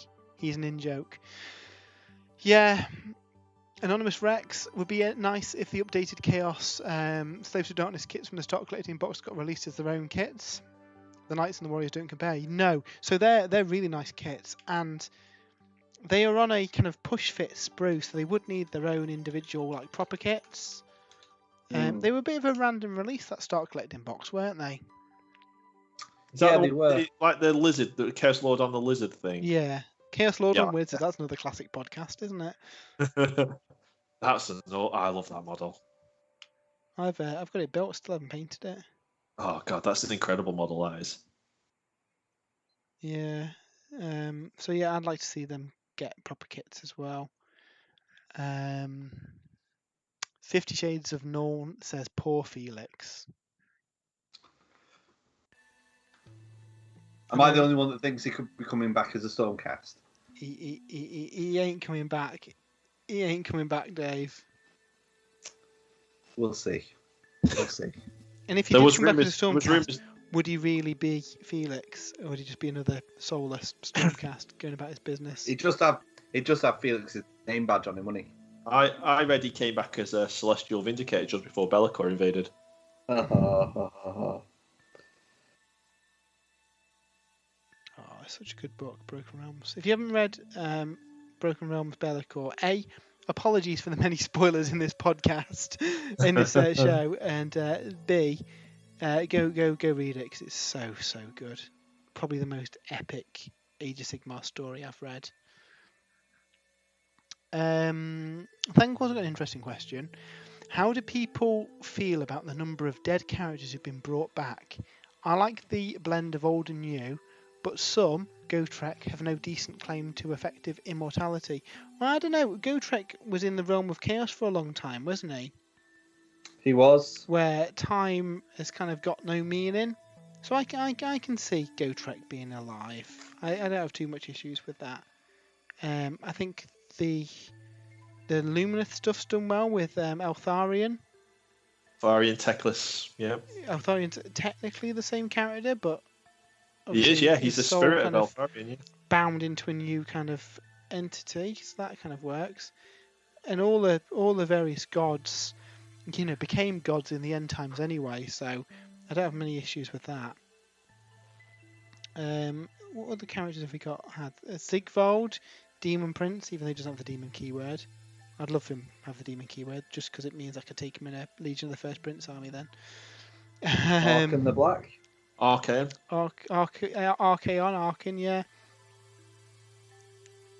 Yeah, I don't have too much of an issue with the old characters coming back. Especially when they kind of have reinvented the stories for them as well. Mm-hmm. In Marathi, we learn that the souls of various elven kings were within Slaanesh, and she's absorbed into herself. Yeah. So yeah, with the Warhammer universe being what it is, death's not the handicap it used to be, to quote Red Dwarf. Dryke was a good one that come back as well. She had a really small model when she was originally released, and got like a dreadnought when the first Sylvaneth Battle Tome came out. And the first Sylvaneth Battle Tome actually was the first one with like its own spell lore and warlord traits and things in. Yeah. Thankwell says, there was a great way to bring back a new character, but it means very mortal factions, orcs, goblins, most Skaven, and more stuff than, say, old undead. Yeah, I would agree with you there. There's probably less chance of, Karl Franz ain't coming back anytime soon, is he? No, he's not. He has kicked the bucket. He's a bit dead. But I'm hoping if they do Order of Vizier, that they can invent some cool new characters. I mean, those two Witch Hunters, father-daughter combo, sounds really cool, doesn't it? It does sound really, really good, yeah. I just can't wait to see what you look at the Cursed City models, I just can't wait to see what the model's going to be like. Yeah, and again, this is assuming there's a full faction, but it'd surprise me if they didn't do a full faction of them. If they didn't, Dave, would you still pick up those models? Probably yes. I know Even though you've they been- probably wouldn't get much table time, but Cities of I Sigmar would pick them up. conversions. Yeah. I mean, I know you've been tempted to pick up a Cities of Sigmar army as well, but I guess is your heart on Skaven now? As your I kind of think. next Well, project? I've got. I mean, I could do a podcast on the amount of projects that I want to do, because of course I've got my ogres, which I'm absolutely loving painting ogres at the moment. The reason I'm not painting an ogre tonight is because I wanted to get what Caradrons I haven't got painted finished, ready for when we can start having some games. Because I've nearly got a full 2,000 points painted. So I really wanted to get those done. Otherwise, I would probably be painting ogres. But yeah, I think I've had my heart set on Skaven for a long time. It's just the cost of starting that army that has always put me off. I did contemplate maybe going Clan Pestilence route and going Nurgle sort of Skaven, and then I can always expand it into Chaos Nurgle. Yeah. That was an But- option. So that's kind of but scratching the Is Skaven that the itch a army little you bit. want to do though, or would you want to go with all your clan rats and Storm Vermin? No, I'd probably want to go with Storm Vermin, Storm Fiends, the Screaming Bell, your Lightning Cannons, that kind of Just stuff. split it into manageable chunks. Just Yeah. get 500 points painted up. Yeah, I think I might do that. Yeah, There's an argument I've often had. In the long run, trying to save money by building a cheaper army, you end up spending more by starting multiple armies that you don't really feel. yeah. Where I was chatting to Jay earlier, and I'm not going to jump straight into 2,000 points of Soulblight Gravelords. I'll get enough battle line units to get a usable 1,000-point force, and then I can always expand it. Just because with Gravelords, I'm going to have so many battle line units to paint, aren't I? If you think of all the skeletons and zombies and stuff. Yeah. So start small, and then we've got so many other armies we can use. Kind of while we're building that army, there's no hurry or rush, is there? And especially considering the fact that we've not actually had a chance to play. I mean, I've not played with any of my Age of Sigmar armies for a long time. So yeah, it'd be nice to use the Stormcast again. I haven't used the Stormcast since I got a wooden spoon with them, so it'd be nice to get them back on the table. Did you pick up the new Stormcast model? Haven't got him yet, no, but I'm definitely going to be buying him because I love it. I won't be using him as the special character, but he's armed just like a normal Lord Celestant, so he'll definitely be being added to my Celestial Vindicators or what's left of them. I mean, considering he fights alongside the Celestial Vindicators, I would have no issues at all in our games you using him alongside them, and then taking okay. advantage of his abilities. Yeah, because his abilities only affect Hallowed Knights, I think it is. Yeah. Giving them the. I mean, I could always run my Celestial Vindicators as. I mean, Jay, you mentioned this earlier on in the show. I could use them as Hallowed Knights, just in the Celestial Vindicators scheme. I don't think it makes any difference. Yeah, and like I say, they literally fight side by side in Bellicor. Yeah, So yeah, they do. in friendly games, no issues at all. You using the Celestial Vindicators with their rules, but his rules benefiting them. Yeah, I'll give that a go. Yeah, sounds good. Yeah, that's. I think that'd be fun. I was tempted to pick up the Nighthaunt guy because I've got a pretty big Nighthaunt army from Soul Wars. Oh, the new Nighthaunt character. Yeah, I forgot he's coming as well. He's in shops now. Oh, of course, he was with Bellicor, wasn't he? Yeah. Yeah. That's the problem, isn't it? Even with the 2 weeks pause in pre-orders, there's so many models coming out. Yeah. I mean, I like the Nighthaunt range. I think the Nighthaunt range stands up. It's very nice, but especially when you get like the Black Coach. That's an awesome model. Yeah, I think rules-wise they've suffered being the first book of the Yeah. edition, and that's always been a problem, hasn't it? Yeah. Yeah, it's a really nice range. I painted some up myself for my Legions of Nagash army. I got some chain rasp done. Of course, yeah. Yeah. I picked up Reignor as well, the Grimhaler, because it's such an incredible model, but didn't actually get to paint him. I think we were talking about doing a Halloween painting challenge last year, Yeah, but I don't think we got round to it. But I was going to paint him for that. I was actually looking on Forbidden Planet earlier, because obviously a lot of these characters have been in Broken Realms magazine, Mortal Realms magazine. So I can get Reichner the Grimpaler for like £7 Oh wow! in the Yeah, that's really in the good. magazine, and then the Craven King is in a couple of weeks as well. So I might pick up that issue to get him, because I fear that, as with 40k, the current easy build kits probably won't be long for this world.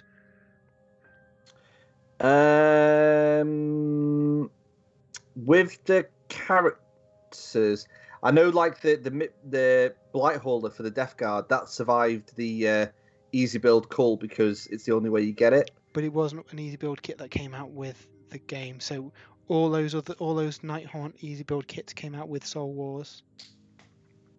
Yeah, that's a good point. But we shall see.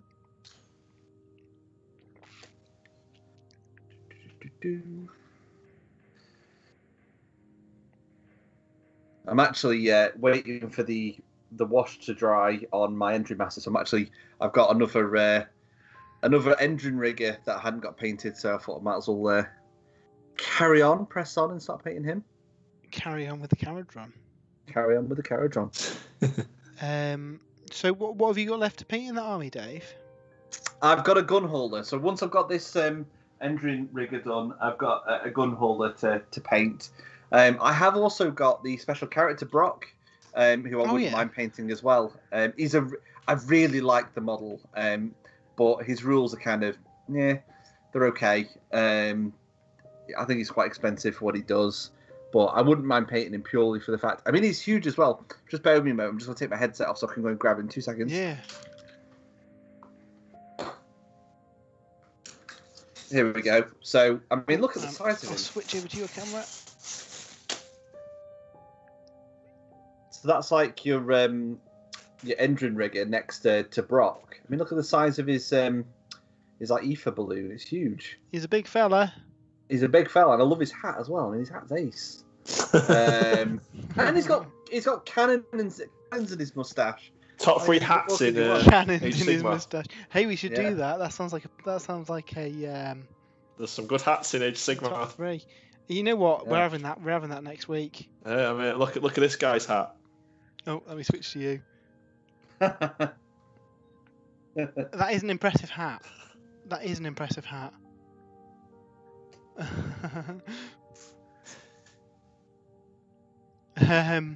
So Andy Wood says there are ogres in Skaven, Dave. It still counts.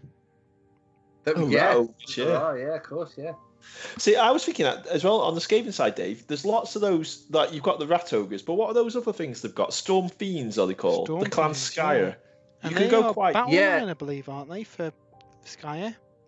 If you go just Clan Sky, yeah, you can get them as battle line.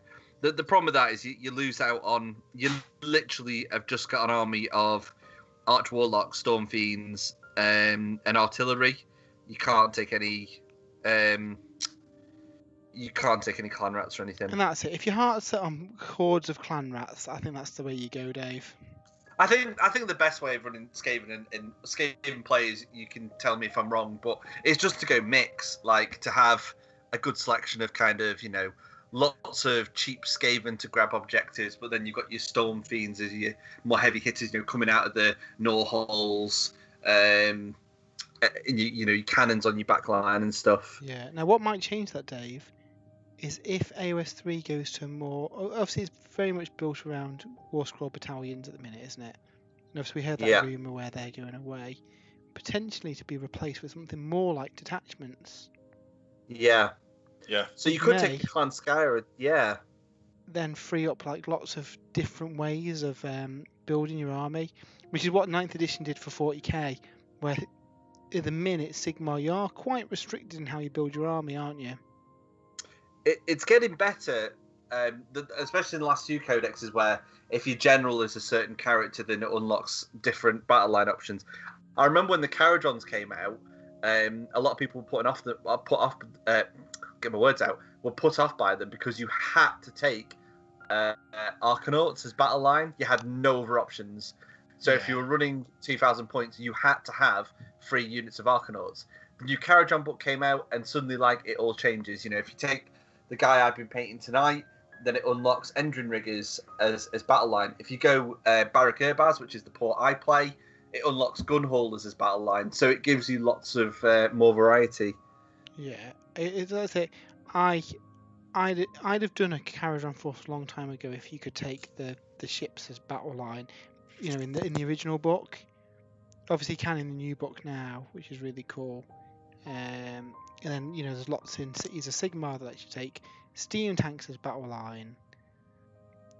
I do feel they're trying to mix it up a bit, but those older books are kind of left behind a little bit. So if they change it up so you can build a specific kind of army without battle line, but you get less command points at the start of your turn or something like that, I think that'd be really fun. Yeah, I agree. I think the biggest change, this is something that Jay has been a real big advocate for, I'd like to see in Age of Sigmar 3, is getting to use more of your artifacts and command traits from your book that otherwise just sit on the pages unused. Yeah. There's so many of them, isn't it? Where, you know, obviously if you're taking and everyone does. I can't think of a situation. Maybe Sons of Baymat, they don't have like chapters, do they? Really, they're like the odd ones out. But you would never. You've still got the 3 different types of tribes and different artifacts in each of them. Right. Okay. But I mean, there are ways at least to unlock artifacts if you take the battalions. And from what we've heard rumours about Age of Sigmar 3, and it looks like it that might change a little bit. Maybe it's going to be easier to unlock extra artifacts to spread about your army. But the command traits, I mean, if you look at the Lumineth one, for example, they've got command traits for the Venari characters, command traits for the Sonari characters, command traits for the Hurricane, command traits for the Alarith. So, you're going to expect when they get their River Temple and Zenith Temple, there'll be command traits for both of those temples, but no one can ever use them because who isn't taking a Great Nation with Lumineth? Because you get those extra abilities. Alarith get to, Metrica get to ignore the extra rend, Alumnia get those extra movement. So the rules writers go into, they create all these command traits, 12 in the Lumineth book that no one will ever use.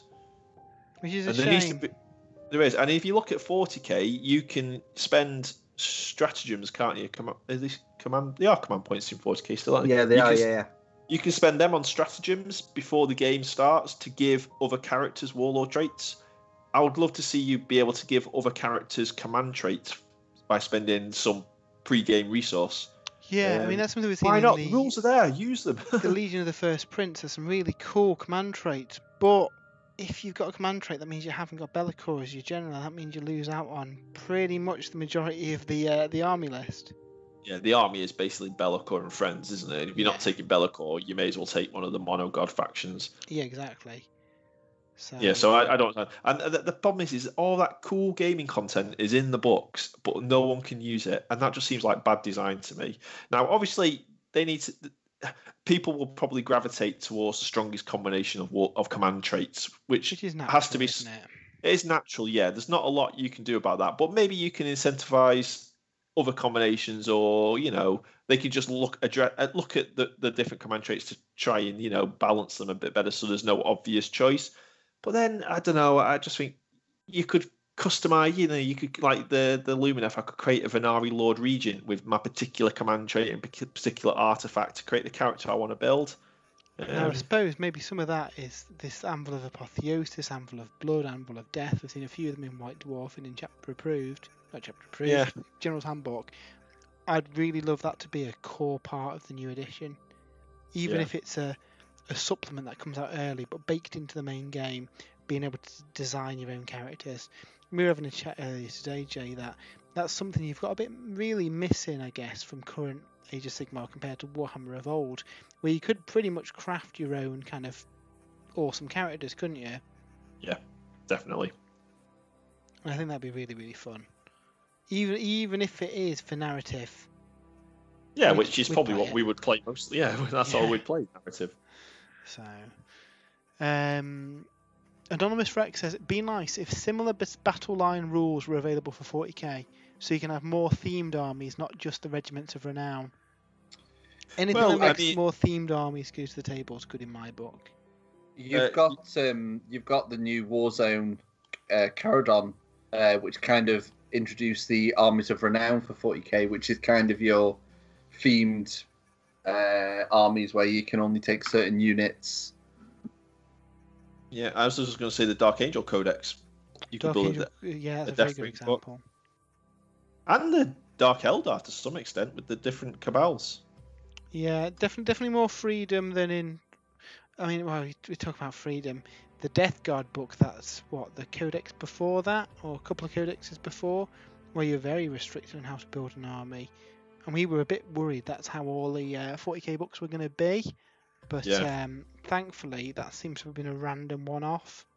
And also, they've kind of changed that in the FAQ in that the Demon Prince is no longer a classed as a lord, so you can take a Demon Prince and a lord now, which I think should have been the case from the word go. I don't know if that's a genuine error in the book or if they did just think, oh wait, that.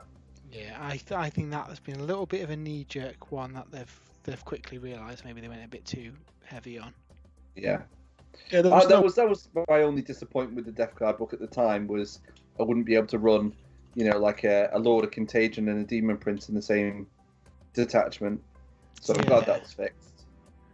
Yeah, definitely. So yeah, interested to see. I mean, weapon loadouts as well in the Death Guard book were quite restrictive compared to all of the other books as well. It just seemed a weird one. Yeah. Yeah, it'll be interesting to see what they do with the AdMech.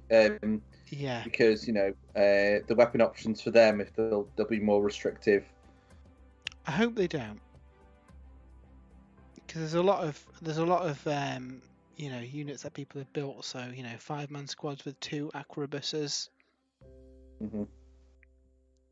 I think it'd be a shame if they changed it so much that a lot of people's lists are invalid.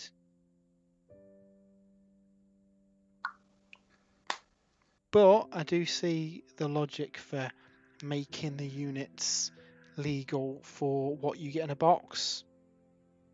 It means that you don't have to go and buy bits to optimize your army, which I think was very often a complaint. But it is a shame if you already built that army. I suppose that's down to personal choice, though, isn't it? If you want to buy multiple boxes to take a particular build. Yeah, but if you're playing tournaments and stuff, it's a bit of a kick in the teeth if you spent a lot on that. That's true. So, Anonymous Rex says it ruined my build, unfortunately, with the changes to the Plague Marines. Liam in the chat, how you doing, Liam? Good to see you. Just getting into Sigmar, building first box of Chaos Warriors now. Excellent. Cool. And 50 Shades of Norn, those rats are looking cool, Matt. Cheers. Yeah, it's quite simple. I'm just following Nick Baton's tutorial that he did for Curse City. And essentially, he's getting these base colours down. There's a wash stage of Agrax on all the non-black areas. And then a single highlight and job done. They're quite quick to do. Obviously, I'm reading the chat and keeping an eye on you guys. I reckon you could probably get these done in a couple of hours. And then the bats again similar. So yeah, I want to try and get these out of the way, and then tomorrow maybe focus on the zombies, because I set myself a personal challenge on the podcast last week to get the Watch Captain Halgrim, Bellacore, and the zombies painted by the time pre-orders go live. And I'm making pretty good progress considering I've got a week spare. I'm looking forward to fighting my way through armies of skeletons and zombies and rats. Yeah. It's going to be fun. Like every RPG you've ever played.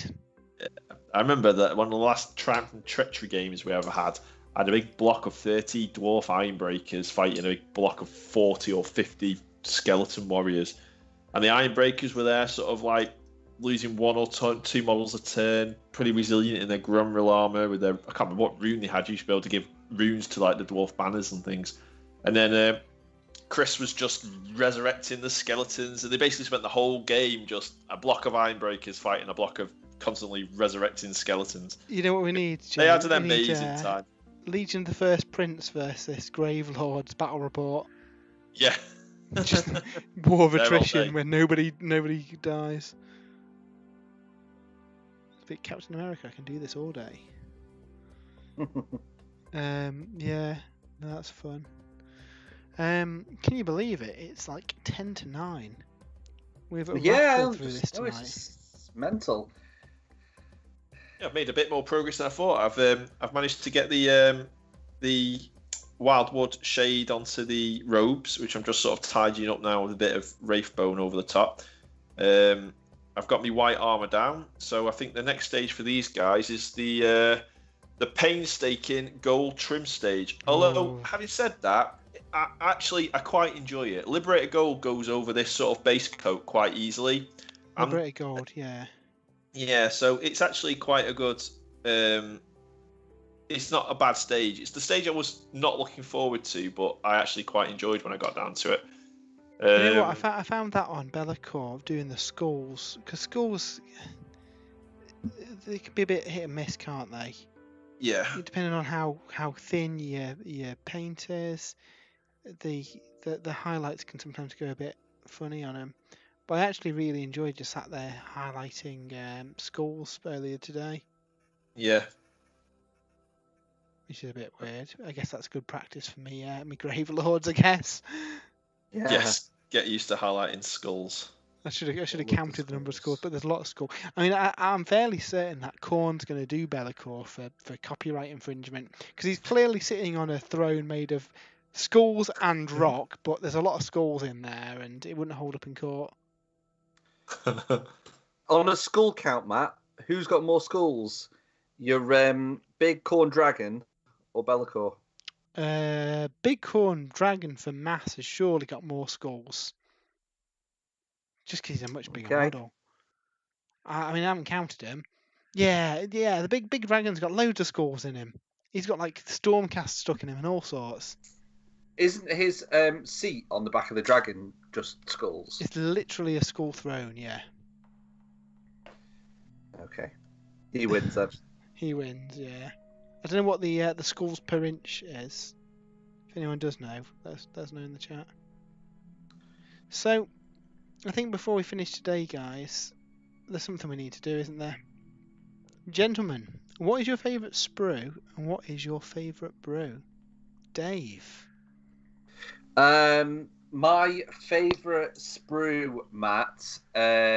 Seeing as we've been talking a lot about classic sort of sprues and brews, my original classic favourite sprue was the Deathwatch Veterans sprue. So you know what, Matt? I want to say that's still one of my favourite ones. You know, when I was doing my update in my Deathwatch army, I was still using bits off those sprues.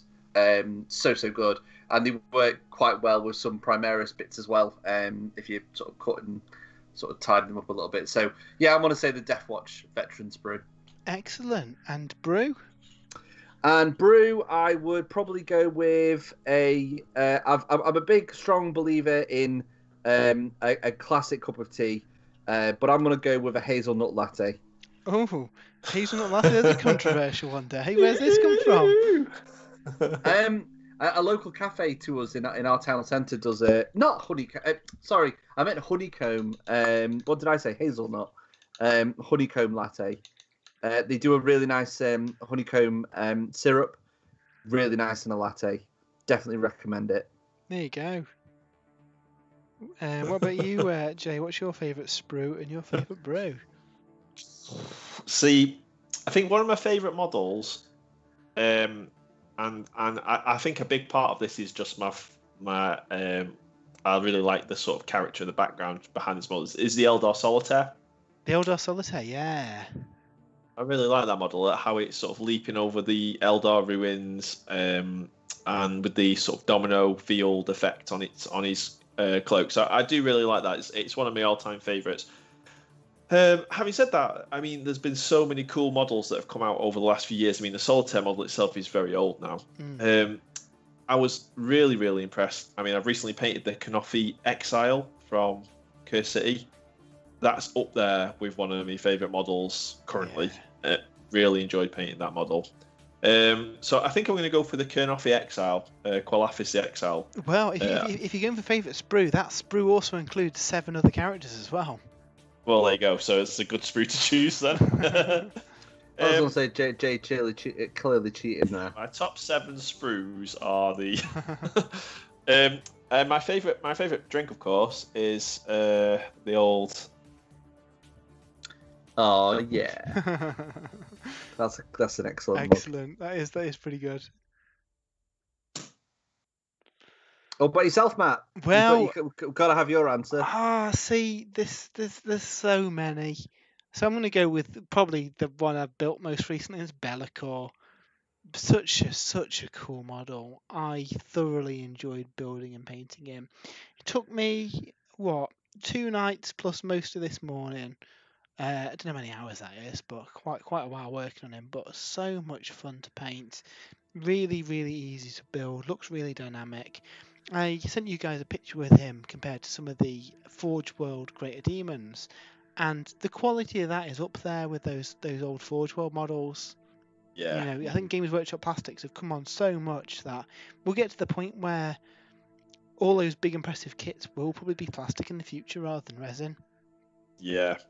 I mean, we talked about this not long ago as well. Even the easy build options are incredible nowadays. Yeah, exactly. I mean, for a recent one, a close contender's got to be the Crimson Court as well. For 4 amazing looking characters that again really fun to build. So if we're going, really if we're talking about favourite models here, I'm gonna kind of go back a step, and I'll go back to my favourite sprue in that case then. And actually, one of my favourite models at the moment, out of all the models that I've built and painted recently, is the Ogre Tyrant from Feast of Bones. There's a really nice ogre. It's a shame that's kind of like the only new ogre. I'd love to see a new ogre kit like that. So man-eaters or something. I really he's only here actually. I've got him here. Switch to you. You got him. I really enjoyed building and painting him. So good. So good. Yeah, it's a really nice model. It's really cool. He'd be in every one of my ogre lists. Just because. Yeah, I kind of wish there was a plastic butcher as well to go with him. Yeah, that's a really old model, isn't it? Yeah. And you have to have one in ogre army as well, I think. They're like a staple. Yeah, definitely. Favourite brew? Caramel latte or something, yeah. 50 Shades Norn was saying it's very upmarket. You won't get that anymore. I've just noticed that myself, yeah. So it's been a awesome 4 years doing Sprues and Brews, and we're not over yet, are we? No, 4 years at least. Exactly, until at least the end times, and then we'll be reforged into Stormcast or something. It'll be amazing. Well, it looks like we've got an exciting couple of months ahead of us, I think. So busy few months ahead of us, I think, as well. Yeah, lots of opportunity for cool content. Yeah, definitely. Is there anything in particular you're excited for then in the coming few weeks? I know for me, I think you mentioned it as well, just being able to play games and be able to do streams and getting even more kind of Sprues and Brews content out is something I'm really looking forward to. Yeah, the battle reports is the big thing for me. I think I can't wait to start playing some battles with you guys again. Yeah, I was actually considering, do I get a gazebo for the next few weeks so we can play in the bad weather that we've got? Yeah. Not a bad idea. No, it's not. How about you, Dave? Yeah, let's make it free. I just want to roll some dice. We managed to get a little bit of Garden Hammer in, Matt, quite a few weeks ago. Game of AOS. I can't remember the last time I had a game against you, Jay. A very long time ago. It was Death Guard versus Ultramarines, and you murdered all me dreadnoughts. I remember it well. I remember that well, actually. Yes, yeah. In fact, it wasn't just my dreadnoughts you murdered. You murdered pretty much my entire army. Your Leviathan blowed up. I think you still won, though. I think you won on objectives. Didn't you get a rhino stuck in the woods or something? I was able to just sweep round one eye. Or yeah, it was like it was a close rhino one. stuck in the woods. Yeah, something like that. I think points-wise, it was super close, and even though I'd sort of killed a lot of your army or most of your army, I think you did just pick me on points. We completed the mission, but Gulliman wasn't happy with the amount of Ultramarines that had to die to secure that victory. Well, before we wrap up, guys, should we have a look at what we've painted? So I have pretty much got the base colours down on these rats. Don't know if you can see those yet, guys. So all I need to do is paint the bone part. So the teeth, there's a few like exposed skulls because they are undead rats. So yeah, I managed to battle through them pretty quickly. I've also got the initial dry brush colours down on the bats as well. You probably see that less well, but you see all the kind of ribbing of the wings and everything is all dry brushed up. So Nice. I like the variety you've got in there. Different fur. It's good. yeah, cheers. So yeah, so I should get them done tomorrow maybe, and then that's a big bulk of Curse City out of the way. We can play some Jay, games then. definitely, yeah. Well, that's my plan. I want to. Oh, your camera seems to have tipped over. I've turned it over to the. Hopefully, you can see the guys there. I can see some of the guys. You might need to go a little bit to the right. Go. Basically, I've got 10 wardens there. So we've got the white armors based out. The robes are painted, shaded, and touched up. So the next stage, like I say, would be the gold trim. So they're coming along okay. Excellent. And yeah, there's some pictures, gorgeous pictures of Jay's painted ones on Twitter as well. They look really cool. Let me try and get my camera over there while you're talking to Dave. So let me switch to Dave. Dave, your guys looking cool? Yes, thank you. So that's an engine master in a dirigible suit. His wash is almost dry on him, so he's got a few. I'm going to try and do some highlights and stuff on him, but all the base colours are kind of down. I've started doing his base. So yeah, he's a really nice model, and I'm really happy with how he's looking. Yeah, you've done a good job, Dave. Rapid fire on that as well, Dave. Yeah. I mean, it's quite a simple scheme. My my Caradrons, like I say, they're an army I started a while ago, so I didn't want to deviate much away from how my other ones are painted. Nice. And on my little control panel, I can see a legion of elves. Let me switch over. They're looking cool, Jay. Yeah, the final step is painting the shields on the sprue and attaching them. And when you attach the shields to the models, it just it was awesome. It just takes them to another level with all the shields and the spears through the top of them. So when I've got a big block of 20 of them and then another big block of 20, I'm really happy with the colour scheme. So amazing. They're really, really cool. Yeah, well, that is 2 hours of hobby that we've had to celebrate 4 years of Sprues and Brews.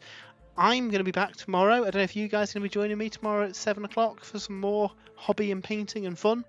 I will be back on the stream tomorrow, yes. Oh, excellent. yeah. You be down for that, Dave, as well?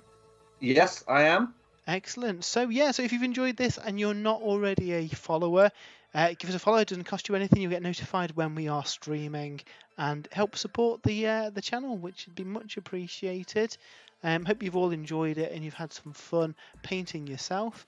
But until tomorrow, we'll see you next time. See you later, guys. Bye. Bye. Bye.